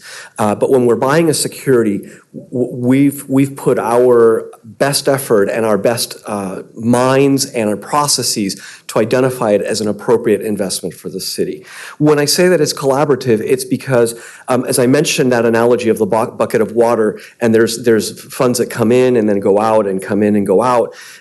There's a liquidity component, and we collaborate with staff to make sure that that component is also invested. So the city's staff handles that component of it, utilizing some very strong, very well invested pools, such as Local Agency Investment Fund, which is the state treasurer's pool, as well as other local government investment pools that are available to them here, as well as funds in the bank and money market mutual funds that are tied to those funds. So it is pretty sophisticated. The portfolio is actively managed. Unlike the stock markets, the bond markets, you can actually generate more revenue when you actively manage, and that's just scientifically proven. So what we've been able to do is we've been able to collaborate with staff on multiple levels, not just on the management of the portfolio, but also the governance of the portfolio, on making sure that this portfolio is optimized from a liquidity and core fund status, and making sure that we stay on top of the changes to California government code, which come to us every year. So one of the things that we collaborated with staff was to make sure that your investment policy is up to date. Every year there's a change to code, or almost every year. That change either restricts some aspect of your investments for a reason, or it expands it for another reason. And we've stayed on top of that, consulting with staff, making sure that those provisions that change, the appropriate ones, are added to the investment policy. That's permitted you to optimize your portfolio and diversify it even more over time, and I'll show you some slides on that.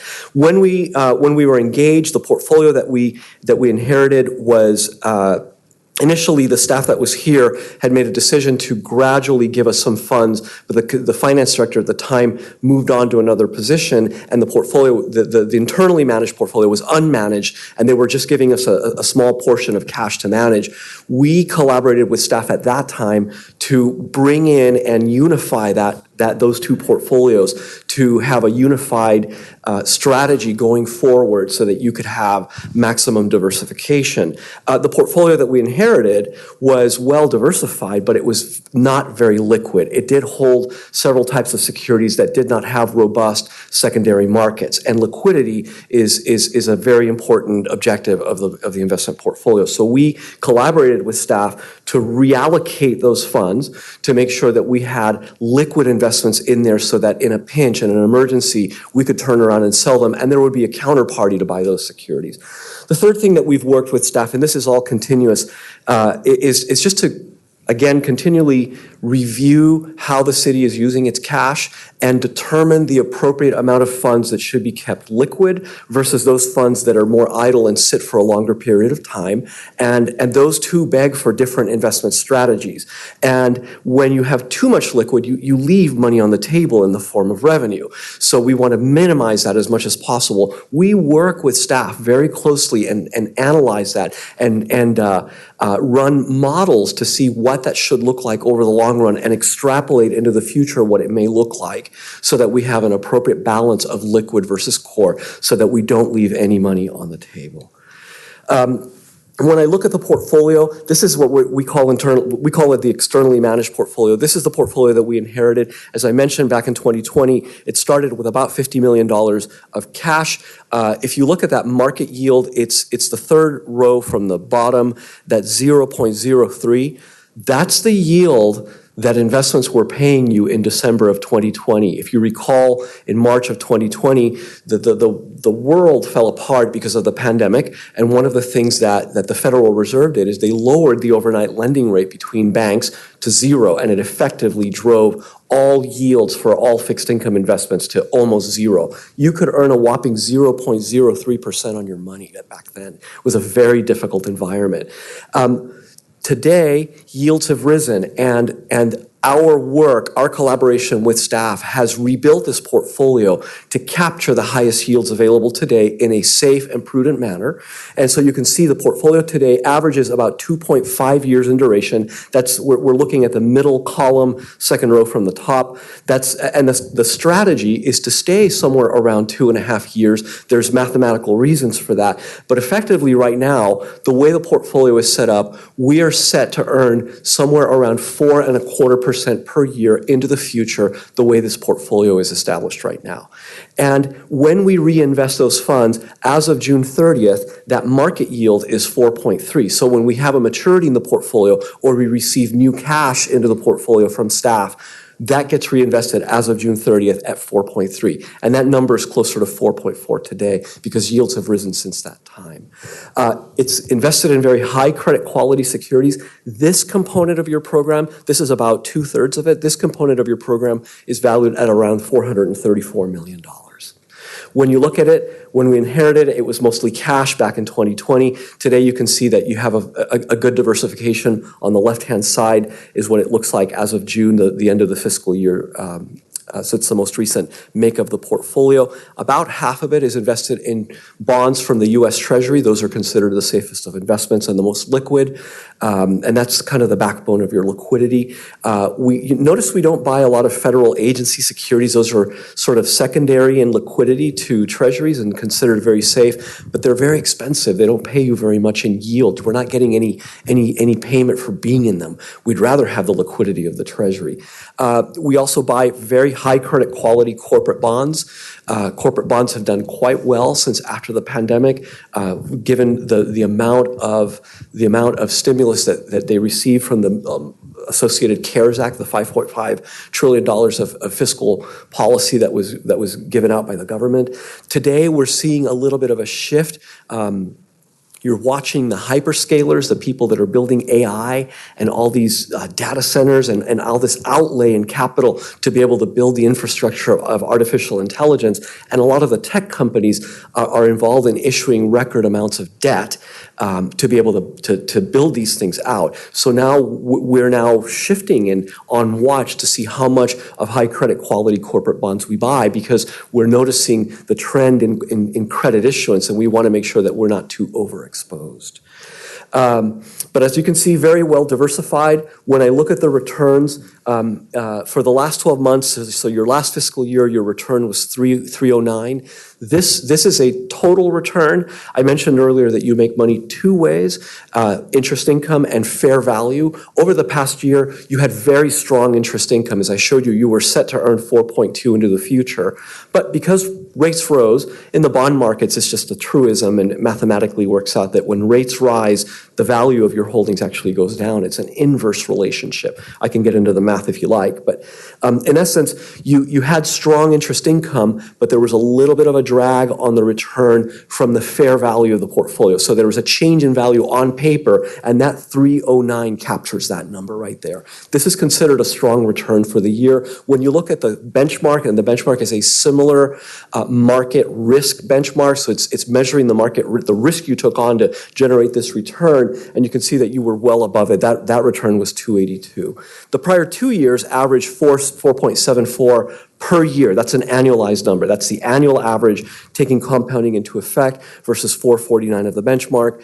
And then the last 3 years, 476 versus 444. I want you to notice the 5-year number and then the censusception number. Again, these are the annual average. They're smaller.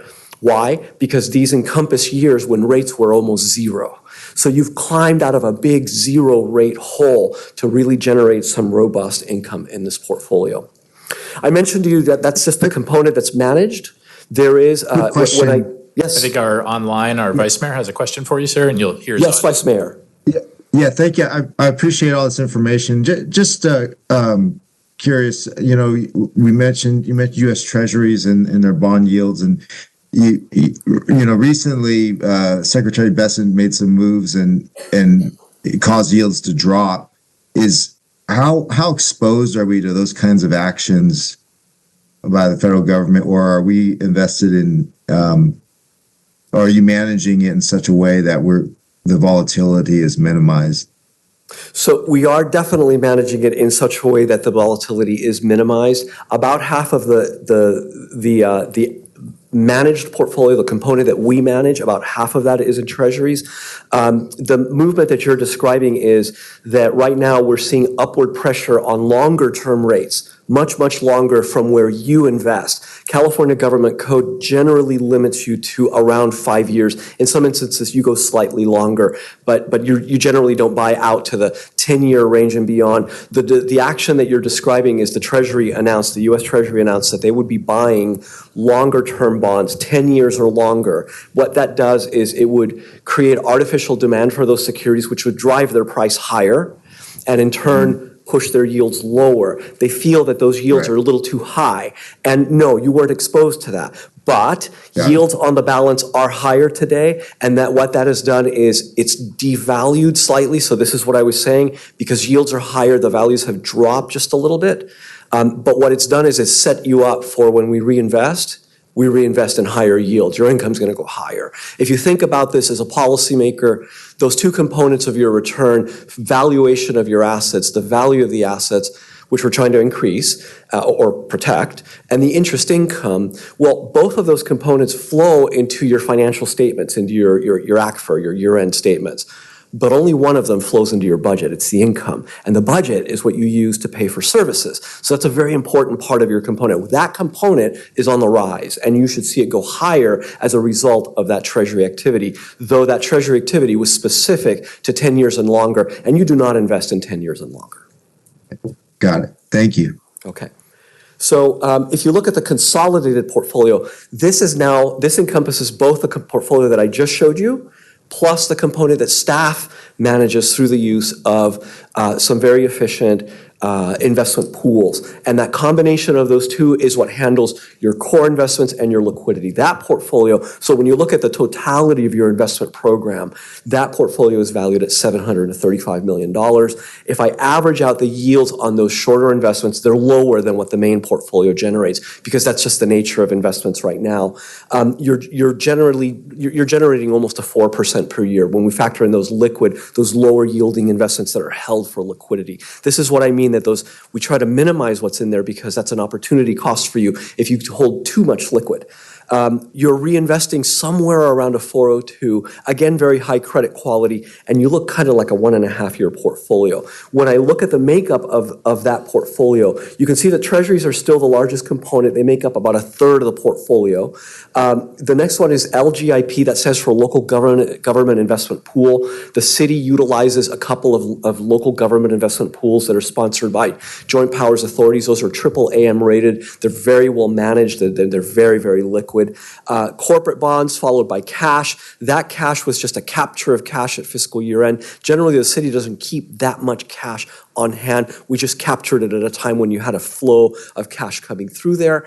And then followed by LAIF, Local Agency Investment Fund, and that's the state's pool. The nice thing about the state's pool is that in addition to it being very well managed, the state treasury does quite a fantastic job. They're a very good team. Not only that, but that pool tends to, even though it provides daily liquidity on a book value basis, that means that people can take money in and out on a dollar in, dollar out basis. The average maturity of that is just slightly longer. So in this current environment, that provides a yield advantage to you. And so the city staff wisely utilizes that. But you can see that it's very well diversified. We don't like to hold our eggs in one basket. We provide reporting, all the accounting for this to city staff. They are able to book their earnings efficiently every month end. They see all the holdings on a 24/7 basis because we track these and report on them daily on our portal. They see the month-end statements. They track all of this, and they consult with us. And we meet with staff quarterly to make sure that the objectives are on track, that risk is being managed, and that return is being generated. When you look at the term structure of the portfolio, as I mentioned, you had a little bit more liquidity than normal. This is how we break out. There's just the breakout, and the green is June 30th versus the prior year. You can see that you have held a little bit of cash towards year end, but again, like I said, we work with staff to minimize that as much as possible and get it spread out so that we are diversified not just on an issuer basis, but also on a sector basis, as well as a maturity basis. Diversification is the name of the game here, and risk management is the name of the game. You carry superior credits in this portfolio, and because it's safety and liquidity, we like to say in our shop, you win by not losing. You win by not losing. That means that we don't take undue risks in this portfolio because safety first. If this were a baseball game, we're hitting a lot of singles and doubles. If we're hitting a lot of triples and home runs, it means that we're taking too much risk in the portfolio, which would be in violation of the very first objective. With that, what I'd like to say is that we've enjoyed a very strong relationship with staff over a few administrations, a couple of people that have rolled through here. All of them are very well-respected people that we've known in other places. This is a very important relationship to us. This is a very strong investment program, very well-diversified. We're very proud of the collaboration that we've had with staff, and we look forward to this portfolio generating its objectives for you into the future. With that, I'll stop and take any questions that you may have. All right, thank you. At this time, I'm going to go ahead and open up public comment. We'll start with in-person. I do not have anyone signed up on this item. Anybody online? And in our webinar environment, though we have attendees, I do not see the raised hand function, so we do not have any folks signed up for item 9.1. All right, I'll go ahead and close public comment. Questions, comments, I'll start to the right. Councilmember Spies. Okay, first, thanks for the Ricola. Appreciate it. It stopped me from doing a lot of coughing up here. I had to acknowledge the gift of a Ricola, right? Second, I wanted to first of all thank you very much, particularly in the noting the diversification of the portfolio, right? I mean, I am absolutely no expert in finance, but one of the things that I recognize that as being trying to be conservative and be a good steward of our finances, that diversification is one of those hedges against being all in one type of investment.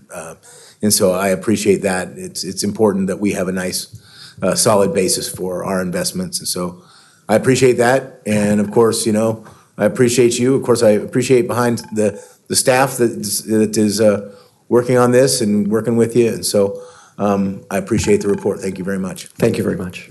Thank you. Councilmember Robles. Thank you, Madam Mayor. Just want to say thank you for the presentation.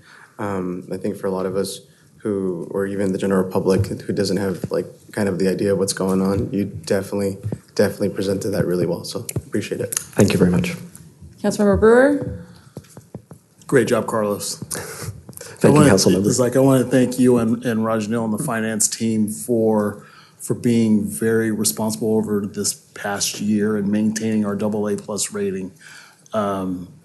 It's very intricate, and not a lot of people understand the balancing act that is taken to keep a well-balanced portfolio when you're diversifying, especially from where we came from the COVID era, where you had to focus on U.S. Treasury bonds and money market accounts just to keep the ship going because everything was pretty much shut down. But now that things are running at a very high clip, the fiscal conservativeness in making sure that we stay within the boundaries and being a very smart and skillful fiduciary steward of the city's money, very appreciative of that. I sat over here and looked at everything, and I was definitely geeking out over it because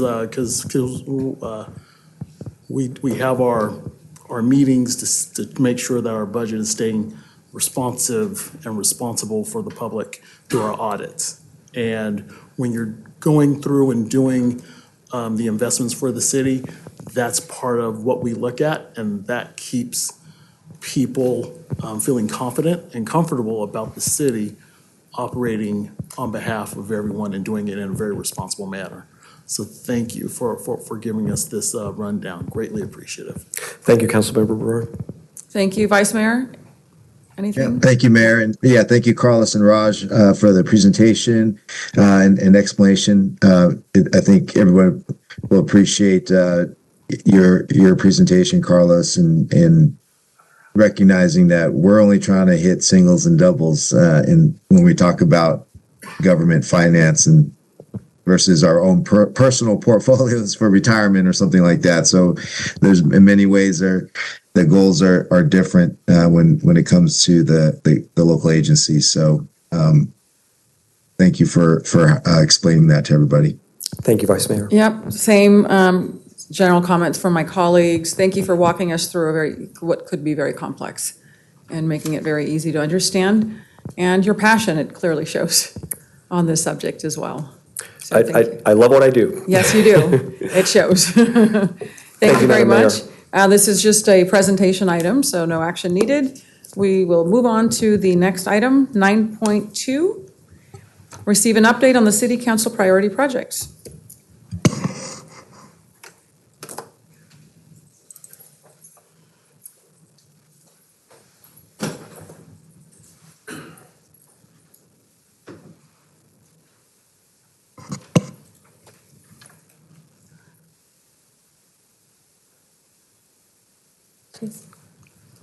Good evening, Madam Mayor, Vice Mayor, and Council members. I am Aishwarya Kumar. I go by Ash. I'm a Senior Management Analyst in the City Manager's Office.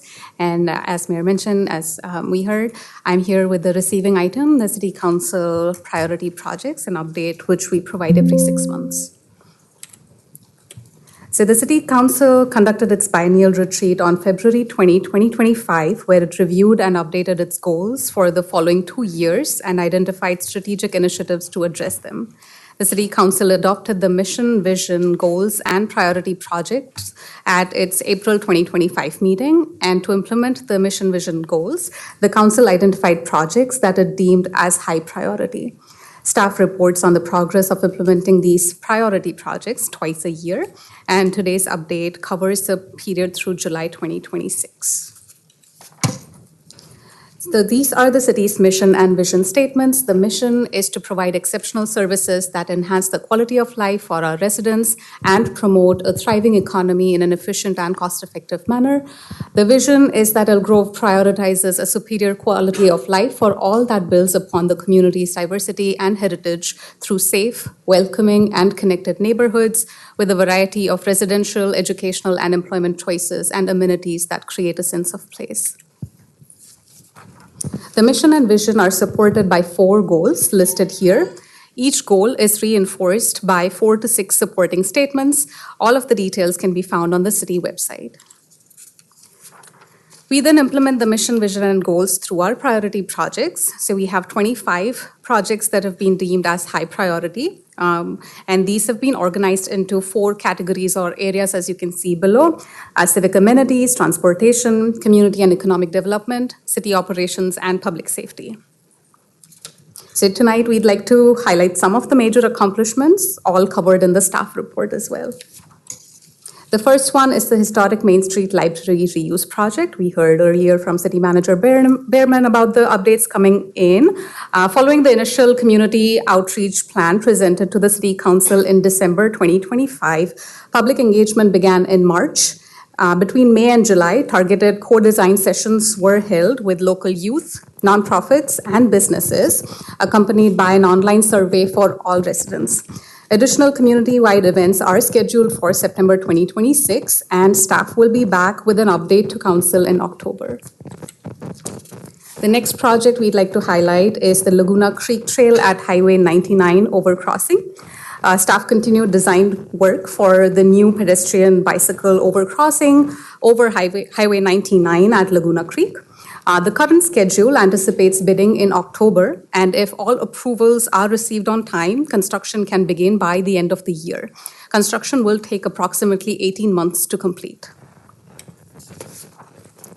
The next project we'd like to highlight is the permanent homeless shelter. At the February 11th, 2026 meeting, Council selected the site for the future homeless shelter. The city has entered into a purchase and sale agreement for the property located at the corner of Survey Road and East Stockton Boulevard. Design and entitlement review for the project is underway.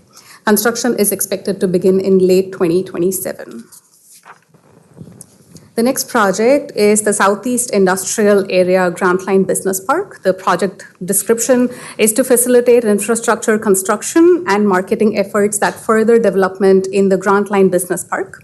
Construction of the Grant Line Business Park monument sign was completed in October 2025. Road improvements along Waterman Road associated with the Kubota were substantially completed in April 2026. Additional property, which is the 65 acres of county land, it was purchased by the city in June 2026 and will be annexed into the city and made a part of the business park over the next several years. Staff continues to market properties within the business park to interested developers and tenants. The next highlight is for the Climate Action Plan. The updated Climate Action Plan, known as the Climate Compass, was approved by City Council on June 10, 2026, and staff are working on implementation of the actions. The next one is the fleet electrification project. Staff finalized the fleet electrification plan and started working on pilot deployment of electric vehicles within the police department. There are plans for the electric vehicle supply equipment infrastructure at city facilities, including City Hall and the PD campus. The next project to highlight is the Courtyard Master Plan. The completion of the Courtyard Master Plan to accommodate current needs and future growth, including timing and funding strategy, went through to Council on May 27, 2026. A new project was added to the capital improvement program to initiate design of a new courtyard on the city-owned property behind the Special Waste Collection Center on Disposal Lane. With that, I would like to conclude my presentation. Staff would be happy to answer any questions you may have. Thank you for that excellent presentation. At this time, I will open up public comment opportunities, starting with in-person. I don't have anyone in person. Anybody online? And in our webinar environment, I do not see the raised hand function, so that'll conclude online comment for item 9.2. All right, then I'll go ahead and close public comment. I'll start to the left. Any questions, comments? No questions or comments, but I want to thank Ms. Kumar for the report. Have a lot of great progress that we're seeing on the priority projects, and very excited to see some of these hit the full completion. So congratulations to everybody at the city staff, and looking forward to seeing the other projects come into view. Thank you. Vice Mayor, would you like to chime in? Thank you, Mayor. Just echoing those sentiments. Thank you for the report. I would like to highlight, just because it wasn't mentioned, but I think it's important and worthy of mentioning, the Whitelock Interchange project is, the planning process is continuing. So I know folks might be getting a little frustrated with traffic out there on Elk Grove Boulevard. We're definitely working as fast as we can to get that done. That's all. Thank you. Thank you for that. Councilmember Spies, anything? Just very quickly, I know there's a lot of community interest in the, let's call it legacy library reuse, and so that's exciting. Glad to hear that.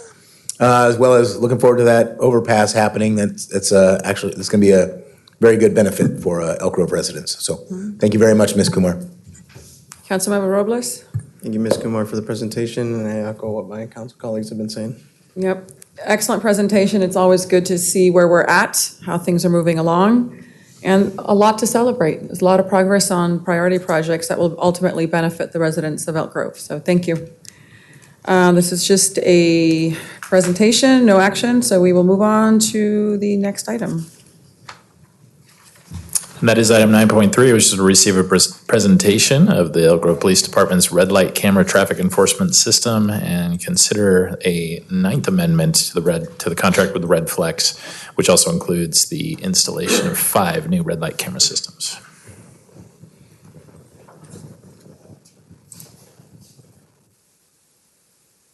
There we go.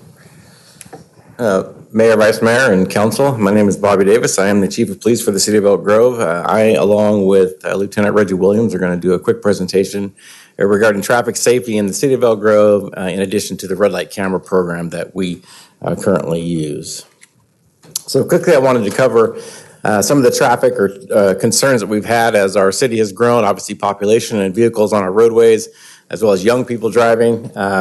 We've seen a rise in collisions. And I just kind of a quick graph here. In 2023, we had 984, 24 that went up to 1,125, and 25 it went to 1,248. And as of this year, we're already halfway to where we were last year. In addition to that, we see the fatalities that are associated with some of these collisions, 5 in 23, 6 in 24, and 9 in 25, and we're at 6 this year already. Traffic is a concern, and collisions are a large part of that. The collisions increased approximately 14% from 2023 to 2024, and another 11% from 24 to 25. And again, our fatalities increased from 5 to 9 over the same 3-year period. Serious collision points to specific driving behaviors. So the behaviors that EGPD is working to change. Speeding is a significant one. Unsafe lane changes, failure to stop. 20 fatal collisions were reported across 2023 through 2025. 5 involved pedestrians. The common fatality factors include DUI, speeding, reckless driving, and a failure to yield. This reinforces the need for both officer-led enforcement, education, and targeted technology. The enforcement objective really is the increase in voluntary compliance with traffic laws that most directly affects serious and fatal collisions. Really is trying to change a pattern of behavior that's happening on our roadways. And it doesn't matter what age they are driving. We're trying to change a pattern of behavior to change the way that our streets are viewed.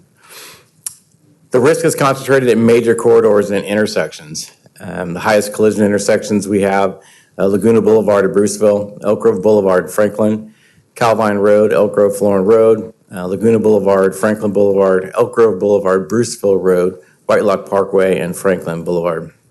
Major collision corridors are Franklin, Laguna, Elk Grove Boulevard, Elk Grove Florin, and Bruceville, all highlighted in this, and it continues. We had a pretty serious accident today, which blocked traffic east and westbound on Elk Grove Boulevard.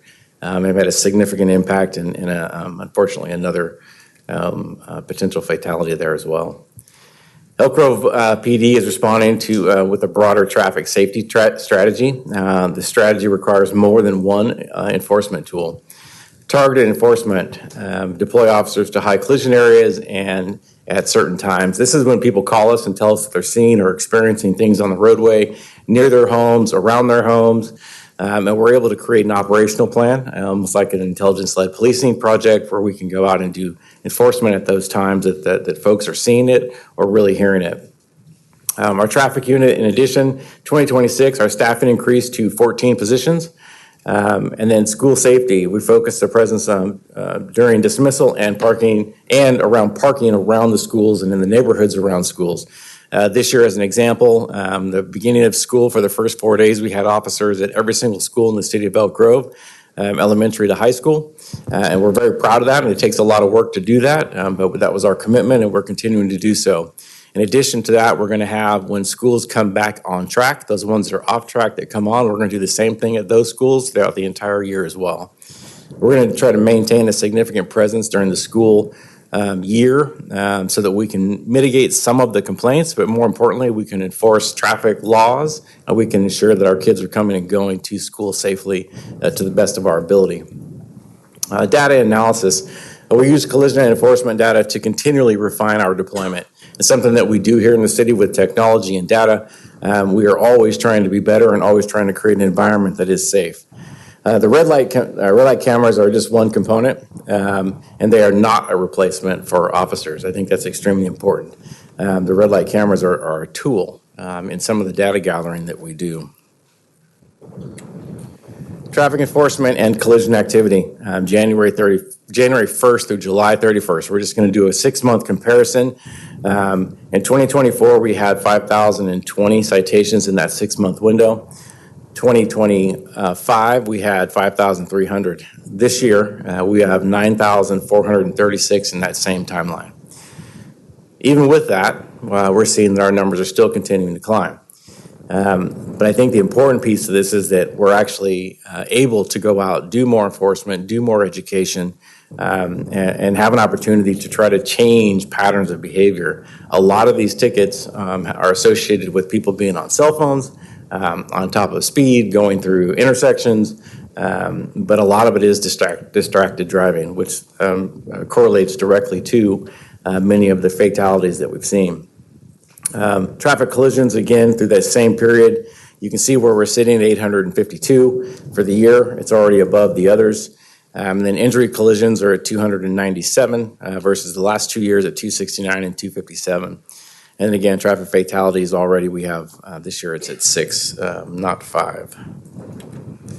I think one of the most important things about the red light camera is that it's a revenue resource, and it is not a revenue resource for us. We're lucky if most years we're able to actually break even. Some years we've had to assist at that program here. In the last couple of years, because we've had somebody working it, we have had a little bit over what we actually put out, but it is not a revenue grab for us.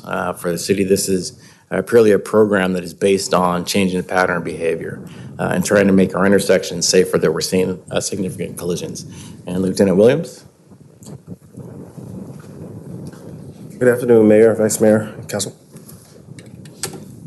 Like the Chief was saying, we definitely aren't in this for revenue. This is more for behavior change, kind of changing people's mindsets when it comes to driving and coming to red lights.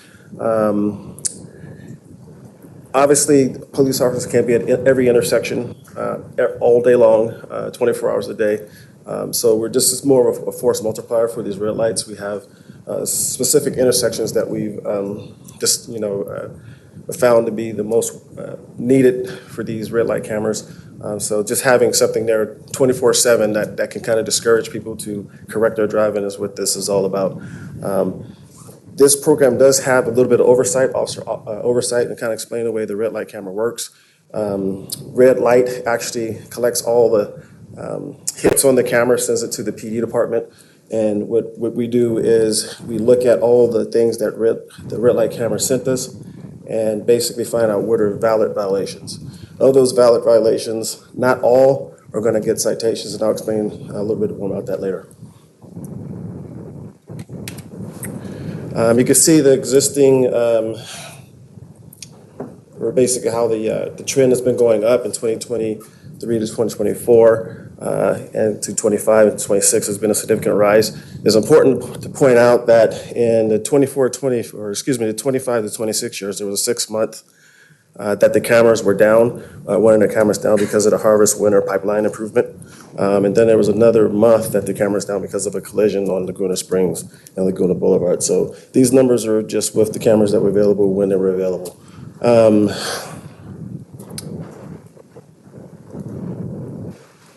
And so basically what happens is, I was going to explain to you, is when we get it, the cameras, we verify the collisions.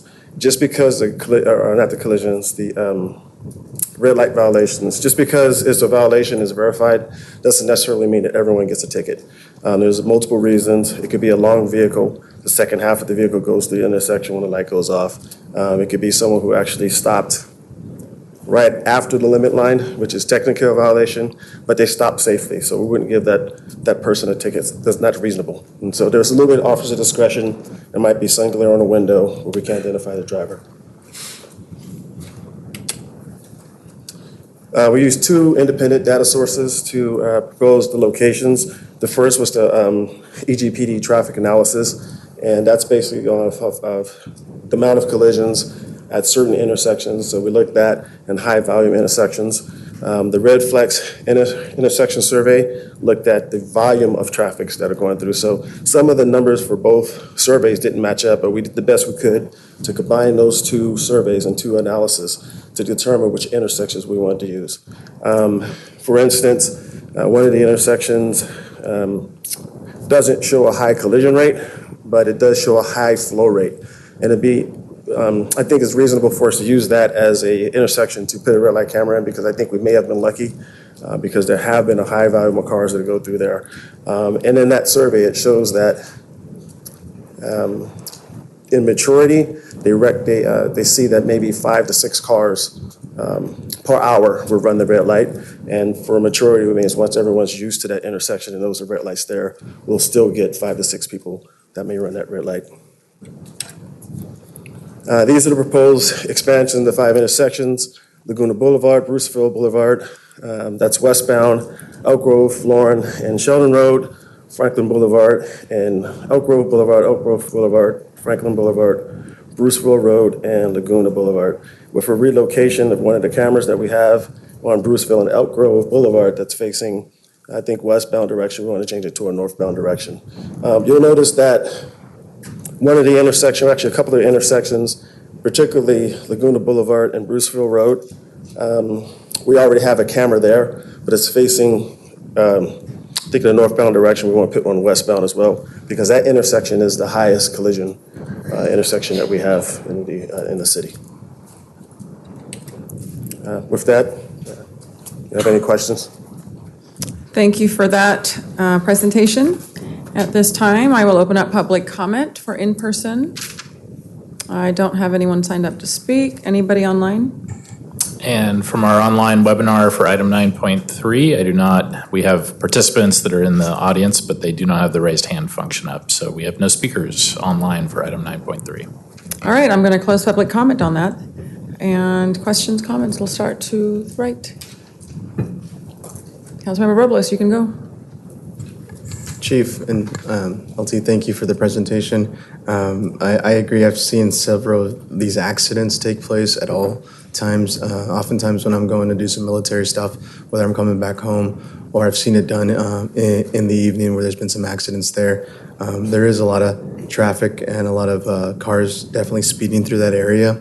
And I think this will, deter people from actually blowing these lights and going on a speed force, especially as we're enforcing, making sure that, one, our students, when they're taking their e-scooters or e-bikes, and they're being safe. Even as I was heading over here today to council, I saw several folks on their bicycles and just making sure that I was even slowing down because we want to make sure that they're safe. Even on Bruceville and I think it's Bruceville and Elk Grove, I've seen a pedestrian being hit when trying to turn. And witnessing that stuff. So I truly appreciate the presentation and making sure that, one, we're deterring folks from speeding, and two, we're making sure that our public is being safe so that we don't have fatalities that we can have prevented. Thank you. Councilmember Spies. All right. Thank you, Chief. Thank you, Lieutenant Williams. I appreciate it. Thanks for the presentation. I'm supportive. One of the things that maybe it's just observation of when I've been out, but I feel as though I have seen more people recently within the last 6 months, a year, maybe since COVID. I don't know exactly what the time frame is, but there appear to be more people running stop lines or running stop signs, running street lights. And sometimes it just astounds me that they just blow right through. And so I think these particular cameras are very helpful. Personally, I wish we didn't have to do anything like this, right? I wish everyone followed the law, right? That said, they don't, right? And I think when we're charged with the public safety, we have to use tools appropriately, right? To make that mission happen. And so I want to thank you. I want to thank you guys for being out there every day, out there in the traffic, dealing with probably some people who are distracted, some people who might be unhappy because they got to go to work, some people who might be in a hurry because they're coming home. I know that it's probably not to mention it's probably one of the most what would you call it, high risk encounters because you're out there on the road. And so I want to make sure that I thank you for that. So, all right, with that, thank you very much. Appreciate it. Thank you, Councilmember Brewer. Thank you, Madam Mayor. I want to thank Chief Davis and Lieutenant Williams for providing the data and the information that supports the need for these new intersection locations. It's like these are the high traffic areas throughout Elk Grove that are highly likely where we see accidents. And and it's always helpful to have the lights up as a deterrent. They're not meant to make money. It's pretty much to educate, to inform, but to also keep people safe and to just basically be good stewards. I used to be one of those people with a heavy lead foot, but over time you kind of come to the realization that it's not worth trying to run a red light. You're going to get home nevertheless. And the key thing is you want to make sure that the person in the car next to you or across from you, we want them to get home safe too. And that's what these lights represent, no more, no less. And so with that said, thank you. Thank you for providing this data, and thank you for working with all of our partners within the city to make sure that we're trying to promote safety as much as humanly possible. Thank you. Vice Mayor? Thank you, Mayor. Yes, also thank you, Chief Davis and Lieutenant Williams. Appreciate the information. The numbers are really tell a story. So appreciate your hard efforts in keeping us, trying to keep us all safe and trying to change behavior. Thank you. Thank you. I agree that this is needed, and I think we've all seen those bad behaviors, so hopefully we have changed behavior and it keeps everybody safe. So I'm definitely in support of this. All right, with that, I will look for a motion. So moved. Second. And so we have the motion and the second, and we are going to the roll call vote in our teleconference environment. So starting with that vote, I will start the roll call with Councilmember Robles. Aye. Councilmember Spies. Aye. Councilmember Brewer. Aye. Vice Mayor Suen. Aye. And Mayor Singh-Allen. Aye. And the item passes 5-0. Thank you. Next item. Receive results of the National Community Survey.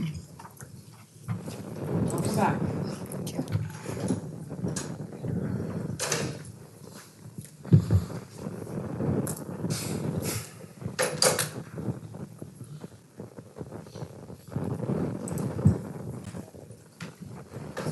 Okay, I'm back. And this evening, we will be reviewing results from the most recent National Community Survey. The NCS is a benchmarking survey developed by the National Research Center and the International City County Management Association, and it provides a comprehensive picture of livability and resident perspectives about local government services, policies, and management.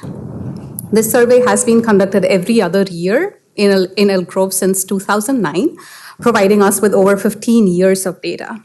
The results of the survey are used to determine community needs, to support budget development, to measure progress, and to improve service delivery. This year's survey was mailed to 5,000 randomly selected households in the city. This random sampling allows the results to be representative of the residents of Elk Grove. 432 responses were received during the 6-week period from late April to mid-May 2026, which gets us to a 9% response rate, which is higher than the 6% response rate from 2024. In addition to the random sample survey, the city posted a link to the survey on our website and allowed any resident to complete the survey. This opt-in portion was available for 2 weeks, and results we got 253 responses. One thing to note is that the results of the opt-in portion of the survey are not included in the data presented here, so as to not introduce any bias into the random sample survey, but they are included in the report on a separate tab.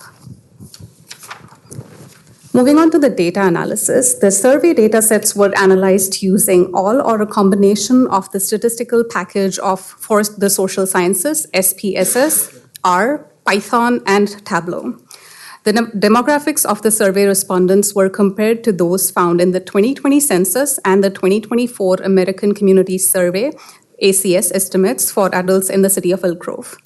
The primary objective of weighting survey data is to make sure that the survey respondents reflect the larger population of the Elk Grove community. The results of the weighting scheme for the probability sample are presented in the table to the right. And just for everyone to know, if we take, for example, the first bucket for the 18 to 34 age range, it represented 4% of the unweighted survey responses compared with the population target of 25%. Weighting increases the influence of responses from that group to better reflect their representation in the community. Conversely, groups that are overrepresented among respondents receive less weight. This process is applied across several demographic characteristics, including age, sex, race or Hispanic origin, housing type, housing tenure, and area. One of the key items that the survey captures is community livability. Residents are asked questions that are intended to capture perspectives around these 10 facets of community. So we have safety, utilities, economy, parks and recreation, community design, natural environment, education, arts and culture, health and wellness, mobility, and community connection. You can see here that the percentage of respondents who rated each of these areas as either essential or very important. Safety continues to be a top priority for our residents, as do utilities and the economy. Safety and economy were priorities in the last 3 iterations as well. One of the useful ways to look at the data is through a gap analysis. This helps to view the difference between the importance that the community places on the various aspects in comparison to the perceived quality for that aspect. So the closer that these two scores are, therefore smaller the gap, the more aligned these community priorities are with the perceived quality. So the NCS reflects residents' opinions about the entire community and all services. So some questions asked in the NCS are not under the direct influence of the city, such as those related to water, sewer, and telecommunications.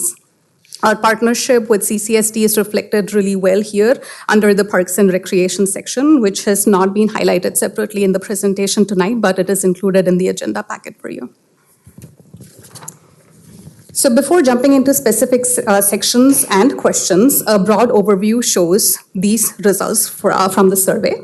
Of the evaluative questions, there were 119 questions included on both the 2024 and 2026 survey iterations. 94 were statistically similar to previous results. Upward trends were seen in 13 items, while 12 ratings decreased since 2024.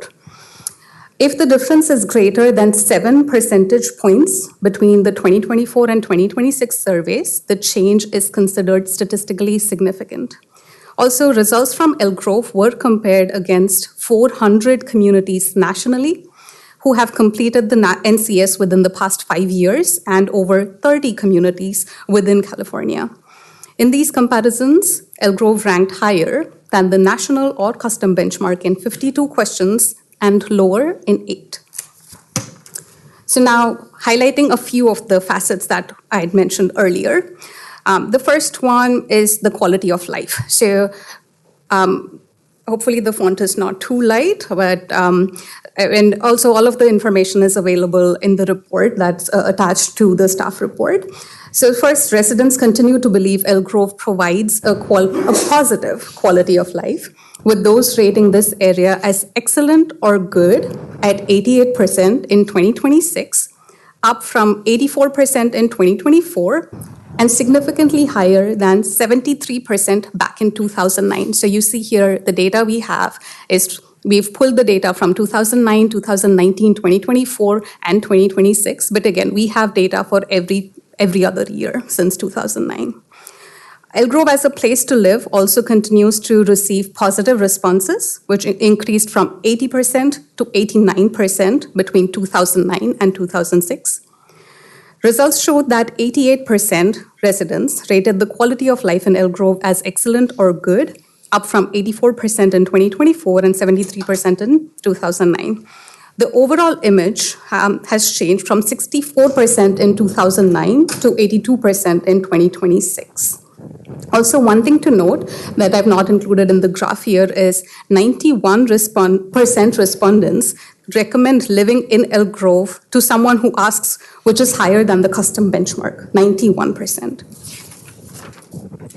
Moving on to governance. In 2026, 80% of the Elk Grove residents rated customer service as excellent or good, showing a continued upward trend from the initial 66% rating back in 2009. Public information services ratings improved to 76% in 2026 from 69% in 2024. Confidence in city government rose from 51% in 2024 to 56% in 2026. Moving on to economy, similar to the 2024 results, 72% of respondents rated overall economic health as excellent or good in 2026. Respondents' evaluations of the overall quality of business and service establishments increased from 74% in 2024 to 77% in 2026. The overall quality of economic development has continued to grow steadily from 33% back in 2009 to 62% in 2026.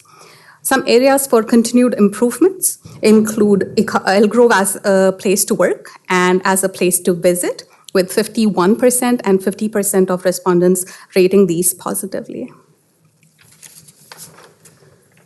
Jumping into mobility, ratings for the overall quality of the transportation system went up from 49% in 2024 to 57% in 2026.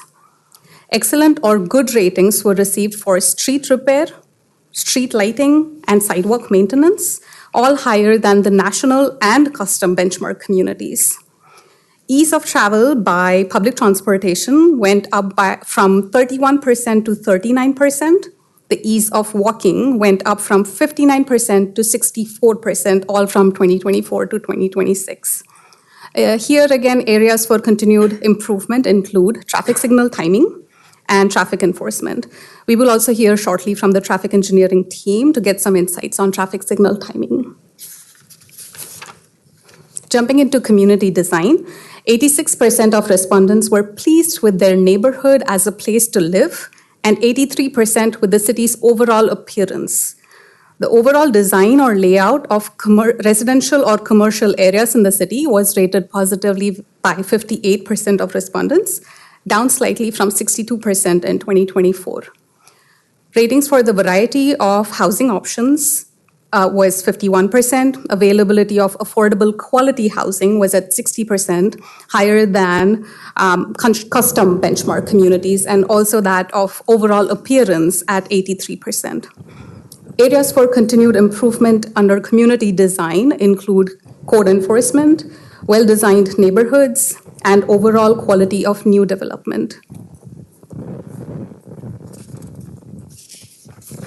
Jumping into safety. Safety, as mentioned earlier, continues to be a priority for Elk Grove residents, with 94% of respondents deeming it an important focus area for the coming 2 years. 95% of the respondents reported feeling very or somewhat safe in their neighborhoods during the day, and 88% said the same for the city's downtown or commercial area during the day. An area for continued improvement here is animal control, for which the dropping has gone down from 80% in 2024 to 70% in 2026. Although if you look at the graph, the long-term trend remains consistent with ratings back in 2009 and 2019 ranging between 58 and 63%. The last facet that I'd like to highlight is community connection. For the third time, the NCS included a series of questions related to inclusivity of the city. Elk Grove continued to receive positive ratings in this area, rating higher than the national and custom benchmark communities in some categories. Overall, 59% of respondents felt connected and engaged with their community, an increase from 51% in 2020.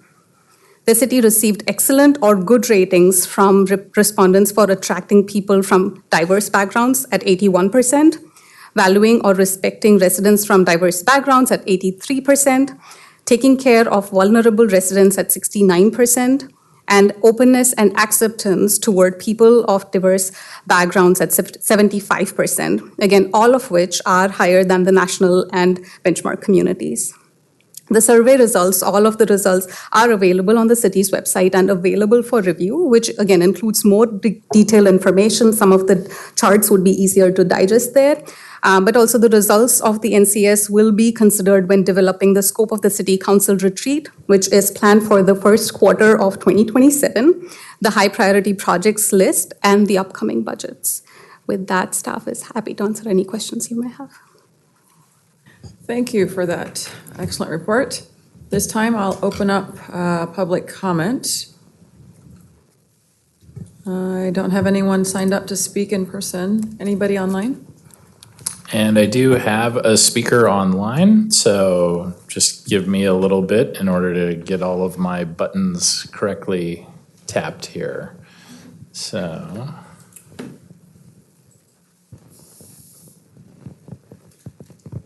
and I have Ashleen Singh. You can unmute on your side in order to speak. Hi, good afternoon, everyone. Can you hear me? Indeed, you're coming through loud and clear. So let me just pull up at this point a speaker timer for you. Awesome, thank you. I really appreciate this report. I was one of the citizens involved in completing it because I am very proud of where we live. And I guess just a question or future timeline, just things to assess for future living and growth in Elk Grove. I know a lot of public commentators have brought it up, but seeing that we've got amazing numbers through the tableau programs and just all the metadata on how we're attracting diversity and growth, I would just urge the city council members to consider, again, we've had so many discussions on it, just automated license plate readers and the Flock cameras. This will create a detriment to these numbers just because, again, we see that safety is our number one priorities, on top of the fact that it's also a big hit to the economy to be spending so much on this, whereas we could have more for just housing, economic growth, even our EGPD. So I yield my time and conclude that just please consider removing the contract, any future contracts, and to continue to follow our mission and the numbers to support our growth, safety, and the economic potential for our city. Thank you so much. Thank you. Any others? And no, I do not have any other requests to speak. All right, then I'm going to go ahead and close public comment.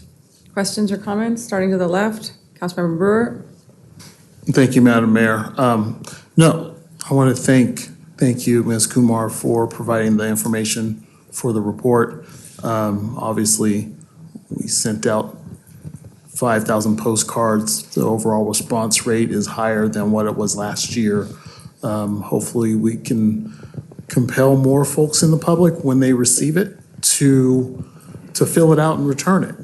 As part of being a stakeholder in our city, all of our city, it's part of the process. It's like we want to know where we can do better, and in the spirit of continuous improvement. There's a lot of good marks in here, but there are some areas where we can obviously rebound and do better. But it's part of the process that we do as we strive to make Elk Grove a strong community. I mean, we do have the #1 rating, but to have that #1 rating comes with a lot of hard work. And so, this is good information. But as we see, we can always strive to be better and do better. Thank you. Thank you, Vice Mayor.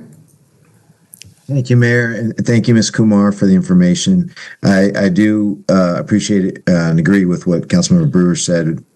Continuous improvement should continue to be our mantra.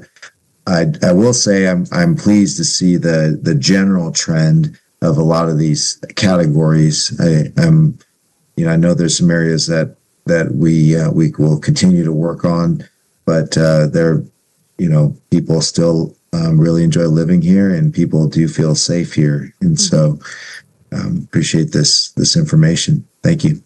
Thank you, Councilmember Spies. Thank you, Ms. Kumar. I appreciate the presentation. I think, just a couple of nuggets to take away from it is that yet again, is further evidence that Elk Grove values public safety, right? It is an important concern for everyone, or I would say an overwhelming majority, right? That's what public safety is important to us. The other thing that I wanted to, obviously we're going to talk a little bit about traffic later. And then, it would be interesting to, we shouldn't just talk about all of the great things, but we recognize there are some blemishes as well. And I would definitely like to hear, some other ways, when it comes to, Elk Grove is a great place to work or other things. to try to find out how we're going to dig in, get a little more information, and continue to improve those. But I think overall, great report. And those things that we got to work on, traffic, shocker, we're working on it. Thanks. Thank you. Councilmember Robles. Thank you, Madam Mayor, and thank you for the presentation. I'm excited to see that 91% of residents would recommend living here in Elk Grove. That speaks to just the services that we're providing, the streets that we're driving, and just making sure that families feel like they can live, work, and also do shop around and get to experience that. I'm looking forward, if all goes well, for the retreat, because we will definitely be talking about everything else Councilman Spies was saying when it comes to employment and looking at what Elk Grove will look like in the next coming years. So, thank you. Excellent report. Always good to get see some of the feedback. I'll echo the same comments when it comes towards continuous improvement. I think those are easy to identify, and I do know that we have a presentation just after this one on one of those key items. So we're paying attention to some of those areas that we can be better. But I, too, am very pleased with the response of 91%, which is just amazing, recommending our great city to live in.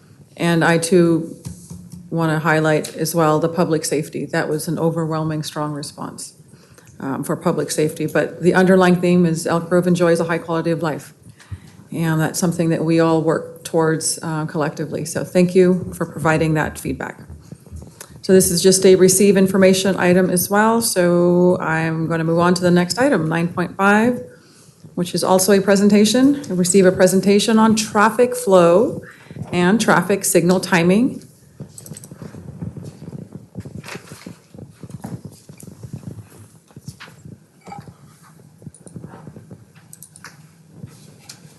All right. Good evening, Madam Mayor, Vice Mayor, members of the City Council. My name is Jeff Warner. I'm the Public Works Director.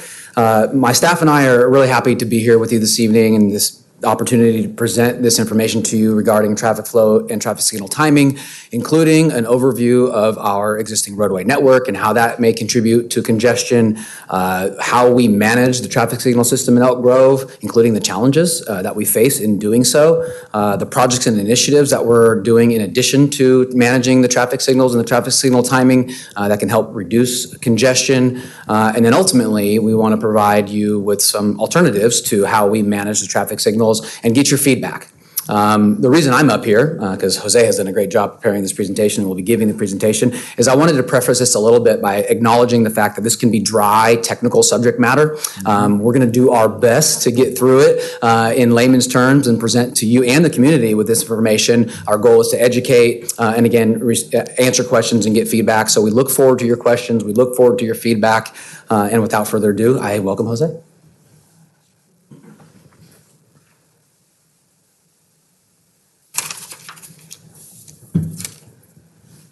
All right, good evening. My name is Jose Gallardo. I'm your traffic engineering manager, and I'll be talking to you about traffic flow and traffic signal timing. Here's an overview summary of our learning objectives for tonight. So the City of Elk Grove has had significant growth since incorporation.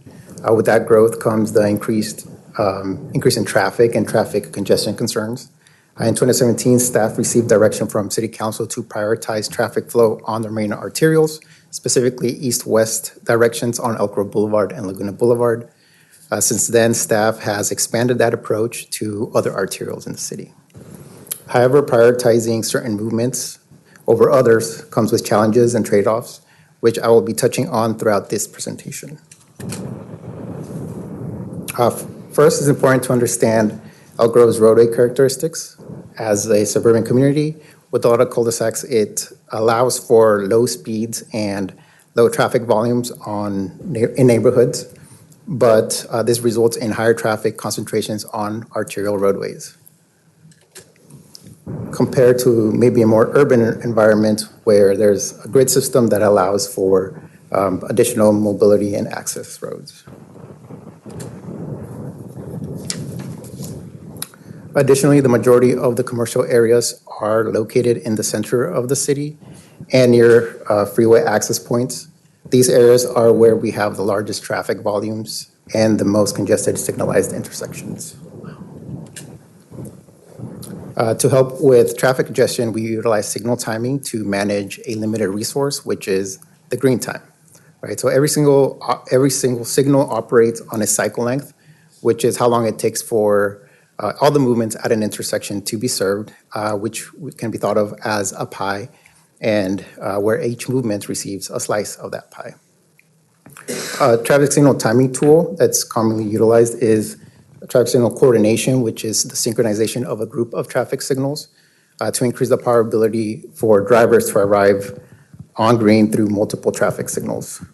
There are some misconceptions with traffic signal timing and coordination. One of them is that it doesn't actually add roadway capacity when the vehicle demand exceeds the physical roadway capacity, for example, during peak hours. It also does not guarantee that drivers on the main line will get green all the time. So this is where I'm going to get a little bit more technical, and I'll be going over how traffic signal coordination is accomplished. So there are three main components for a group of signals to be synchronized together. The first one is that they'll have to have the same clock, cycle length, or pi. However, if we give too much time or too big of a pie to a small intersection, it causes a lot of extra wait times on the side streets and left turns. And if we don't give enough of a pie to a larger intersection, all movements may not be served. So we have to balance the size of this pie. So once we have established our pie size, it's divided up in between all the movements based on demand and priority. The last component is assigning when the mainline movements turn green. Because we are coordinating in two directions, we have to balance out the time it turns green for both directions. So the main takeaway here is that if we give more time to one movement, someone else will have to wait. One of the biggest trade-offs with coordination is that since the mainline gets the more time drivers waiting on the side streets and left turns will have to wait longer until it's their turn in that cycle. There are also various disruptions that occur throughout the day, and interruptions to coordination are listed here, and at times what causes the disruptions is not always seen by the driver. It's also important to note that Elk Grove is one of the few agencies in the region that operates the signals at the freeway ramps. So we're able to incorporate this into our local coordination. And because of this, we are mindful not to create excess queuing that spills over to the freeway. Currently, we have 8 corridors that are coordinated throughout various times of day. The latest timing update was completed in 2025, and the results can be seen here. So with these improvements do come trade-offs. And again, one of those trade-offs being that side streets and left turns do have to wait longer in order to improve the traffic flow on the main line. And we've received concerns from the community, which can typically be explained by one of these trade-offs. However, while we can explain most of these concerns associated with the trade-offs, we do investigate every request we get, utilizing technology and data from our traffic management center. Additionally, we track events that generate traffic or a change in traffic patterns like holidays, schools, and different community events, or the opening of a new commercial area. And we are constantly evaluating coordination, which all of this leads to us adding, removing, or modifying coordination continuously. So in addition to coordination, there are various projects that staff is working on to reduce congestion. You may be familiar with most of these, one being the traffic signal adaptive system pilot project on Elk Grove Boulevard, which adjusts traffic signal timing dynamically throughout the day. We also have the critical intersections project, which will add turning lanes and storage capacity to high volume intersections like the one shown on the right. And we have we're also continuing the evaluation of flashing yellow arrows. And we have two of our large infrastructure projects that will be adding freeway access points to the city. So there are various alternatives to managing the system. Coordination can be completely removed. Also, the side street and left turn movements can be prioritized, but both of these options result in less throughput on the main line. Alternatively, even more green time can be added to the main line to increase mainline traffic flow, but it would result in even more wait times for side streets and left turns. However, staff's recommendation is to maintain the current approach of prioritizing arterials by balancing the needs of other movements by continuing to modify and adjust coordination based on changing traffic demands. This concludes my presentation, and I'd like to open it up for questions or feedback. All right, thank you for that presentation. At this time, I will open up public comment. Nobody has signed up to speak on this in person. Anybody online? And I'm looking at our webinar environment, and I do not see the raised hand function being utilized. That concludes online public comment on 9.5. Great, I'll close public comment. Council comments, questions? I'll start to the right this time. Councilmember Spies? All right, thank you, Mr. Gallardo. I appreciate your expertise. Mr. Werner didn't set you up very well, but he wasn't wrong. So the traffic and signalization, all that is kind of like accounting, finance, right? Where it's like, oh, I want to see the budget, right? And then when you see the budget, you go, oh, thanks a lot, I appreciate it. Nobody wants to see how the sausage is made. I guess that's what I'm trying to get towards. But no, I appreciate the lesson. One of the things that I think what I would suggest or encourage us to do as a city is to, thanks to the voters, thank you to Measure E. I think we have, a financial opportunity perhaps to look to more, what would you call it, more innovative opportunities perhaps surrounding AI or, we used to call it big data, but now I guess it's AI, as a way to level the traffic across, make it faster. Look for innovative solutions, I suppose. Get a little bit out of the box on it. I want to encourage us to do that. It's the downside to getting what we asked for, right? We asked for more retail, right? The downside to getting that is that there's more cars on the road, right? And so, when we open up or when we build the on-ramp, the overpass, that'll be helpful. But I think it wouldn't help everywhere. So anyway, I just encourage you to take a look at some more innovative ways to kind of alleviate our traffic issue. So thank you, appreciate it. Thank you. Councilmember Robles? Thank you, Madam Mayor, Mr. Gallardo. I think this is your first presentation. Great job. Thank you for shedding the light on the timing and then also what we're looking forward in the next coming years. Appreciate your presentation. Councilmember Brewer? No, I have no comments. I just want to thank Mr. Gallardo for the presentation and really providing us with the information on what we're seeing in the central part of Elk Grove. A lot of strides have been made on the east side, especially when you're looking at historic Elk Grove and everything south of Elk Grove Boulevard. And it's really good to see. And I want to thank Jeff Werner and the Public Works team also, because it's starting to see the fruits of those benefits, because that's a high traffic area. There's really not a whole lot much more we could say regarding the train running through Elk Grove Florin and Bond Road. That's one of those things that we kind of deal with as we're growing, because it also goes through historic Elk Grove Old Town as well. And so, but on the whole, a lot of good stuff is being put in place to ensure that people are safe. and that traffic is flowing a little more clearer. This study helps move things in that direction, and I think a lot of that is one of the benefits we have with Measure E is to allow us to do some experimenting and seeing what we can do to help traffic flows move a little faster, given the time of day when traffic is its heaviest. So thank you. Vice Mayor? Thank you, Mayor, and thank you, Mr. Gallardo and Jeff. Again, appreciate this information.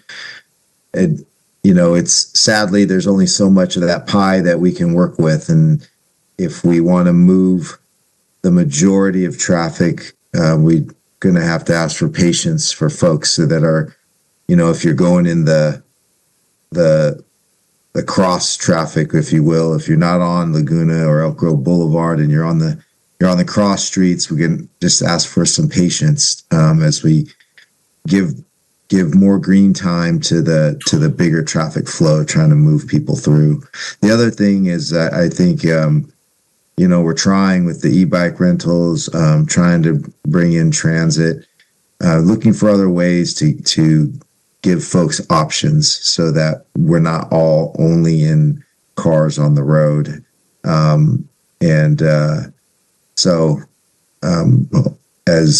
As we progress on those things, hopefully that will help too, in addition to what Councilmember Spees referenced, the Whitelock interchange, when we get that built. So anyways, very good presentation, very informative, and thank you again. Thank you. Excellent comments from my colleagues here. So, when it comes to traffic congestion, it is probably the biggest thing that we all hear about. But the other flip side of it is, when 91% of our respondents mentioned that they would recommend Elk Grove as a place to live. Well, people are listening and they're moving here because it is a great place to live. So synchronization, I think, is part of that innovation of moving traffic through our city. But I definitely would be supportive of other innovative ideas. But I do believe that our city looks to innovation as part of our real-life, real-time solutions. But I'm happy with the project, this report.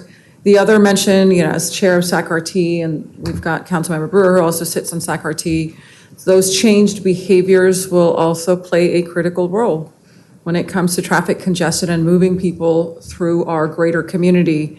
So it's a longer-term project. It doesn't happen overnight. The funding for something like either light rail or bus rapid transit, it's a heavy lift, but it is a priority of SAC-RT. So one day when we have better options to move people through our region, getting them to work efficiently and quickly. If it's not quick and efficient, people aren't going to ride it. I mean, that's just the reality. You have to be able to get from point A to point B quickly. But there's possibly other alternatives that potentially exist as well. So great presentation, like what I've read here. So thank you with that. This is also just a receive presentation, so no action is required. But thank you for highlighting the disruptions. Those are real, and I think they often get ignored of what are real life in real time, these disruptions that occur. So that is something that we should be aware of, and thank you for just dedicating a part of your presentation just for that factor as well. So thank you. Excellent job on your first presentation. Thank you, Mr. Gallardo. All right, so I'm going to move on to our next item, 9.6. Let's consider appointment of voting delegate and alternates to the 2026 League of California Cities Annual Conference. Mayor, Vice Mayor, and council members, I'm Jason Lindgren, your city clerk. Procedural item that comes up as we march forward towards the fall of 2026. The annual conference comes up. It'll be down in Anaheim, so I'm not sure how much they do remote participation for where the vice mayor might be. But that date is on September 25th for any folks that are going to be participating. There's a spot for a delegate and up to 2 alternates. We leave it to the council, although I suppose we do have this is an item that has public comment, so I got to check all of our comms and make sure we're doing all right. So. All right, opening up public comment. I don't have anyone signed up to speak on this in person? Do you have anybody online? And I do not have any of our attendees in our virtual environment with the raised hand function. So that'll conclude public comment on item 9.6. All right, and who is currently our delegate and alternate? Well, I'm not, so who is the, who is the delegate? I believe last year I was the delegate.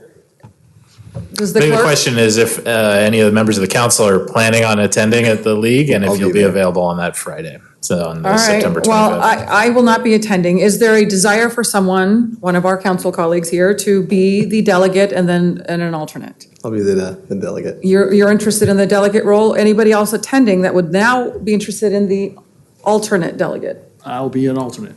And because you're attending? Yes. Okay, excellent. So, excellent.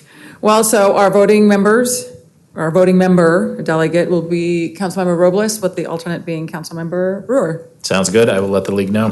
Very good. All right, council comments, future agenda items. Councilmember Robles, anything to report out? Had a sewer meeting today, and we'll be doing a Sacramento Air Quality Board tomorrow. Thank you. Councilmember Spies? Library tomorrow, and then Cable Television Commission next Thursday. It'll be fun. Bring some popcorn. Councilmember Brewer? We had SAC-RT board on Monday, and we have Sacramento Public Library tomorrow. Thank you. Vice Mayor? Nothing to report. We have SACOG, well, I say that, nothing to report. SACOG policy meeting next week. Okay. That's it.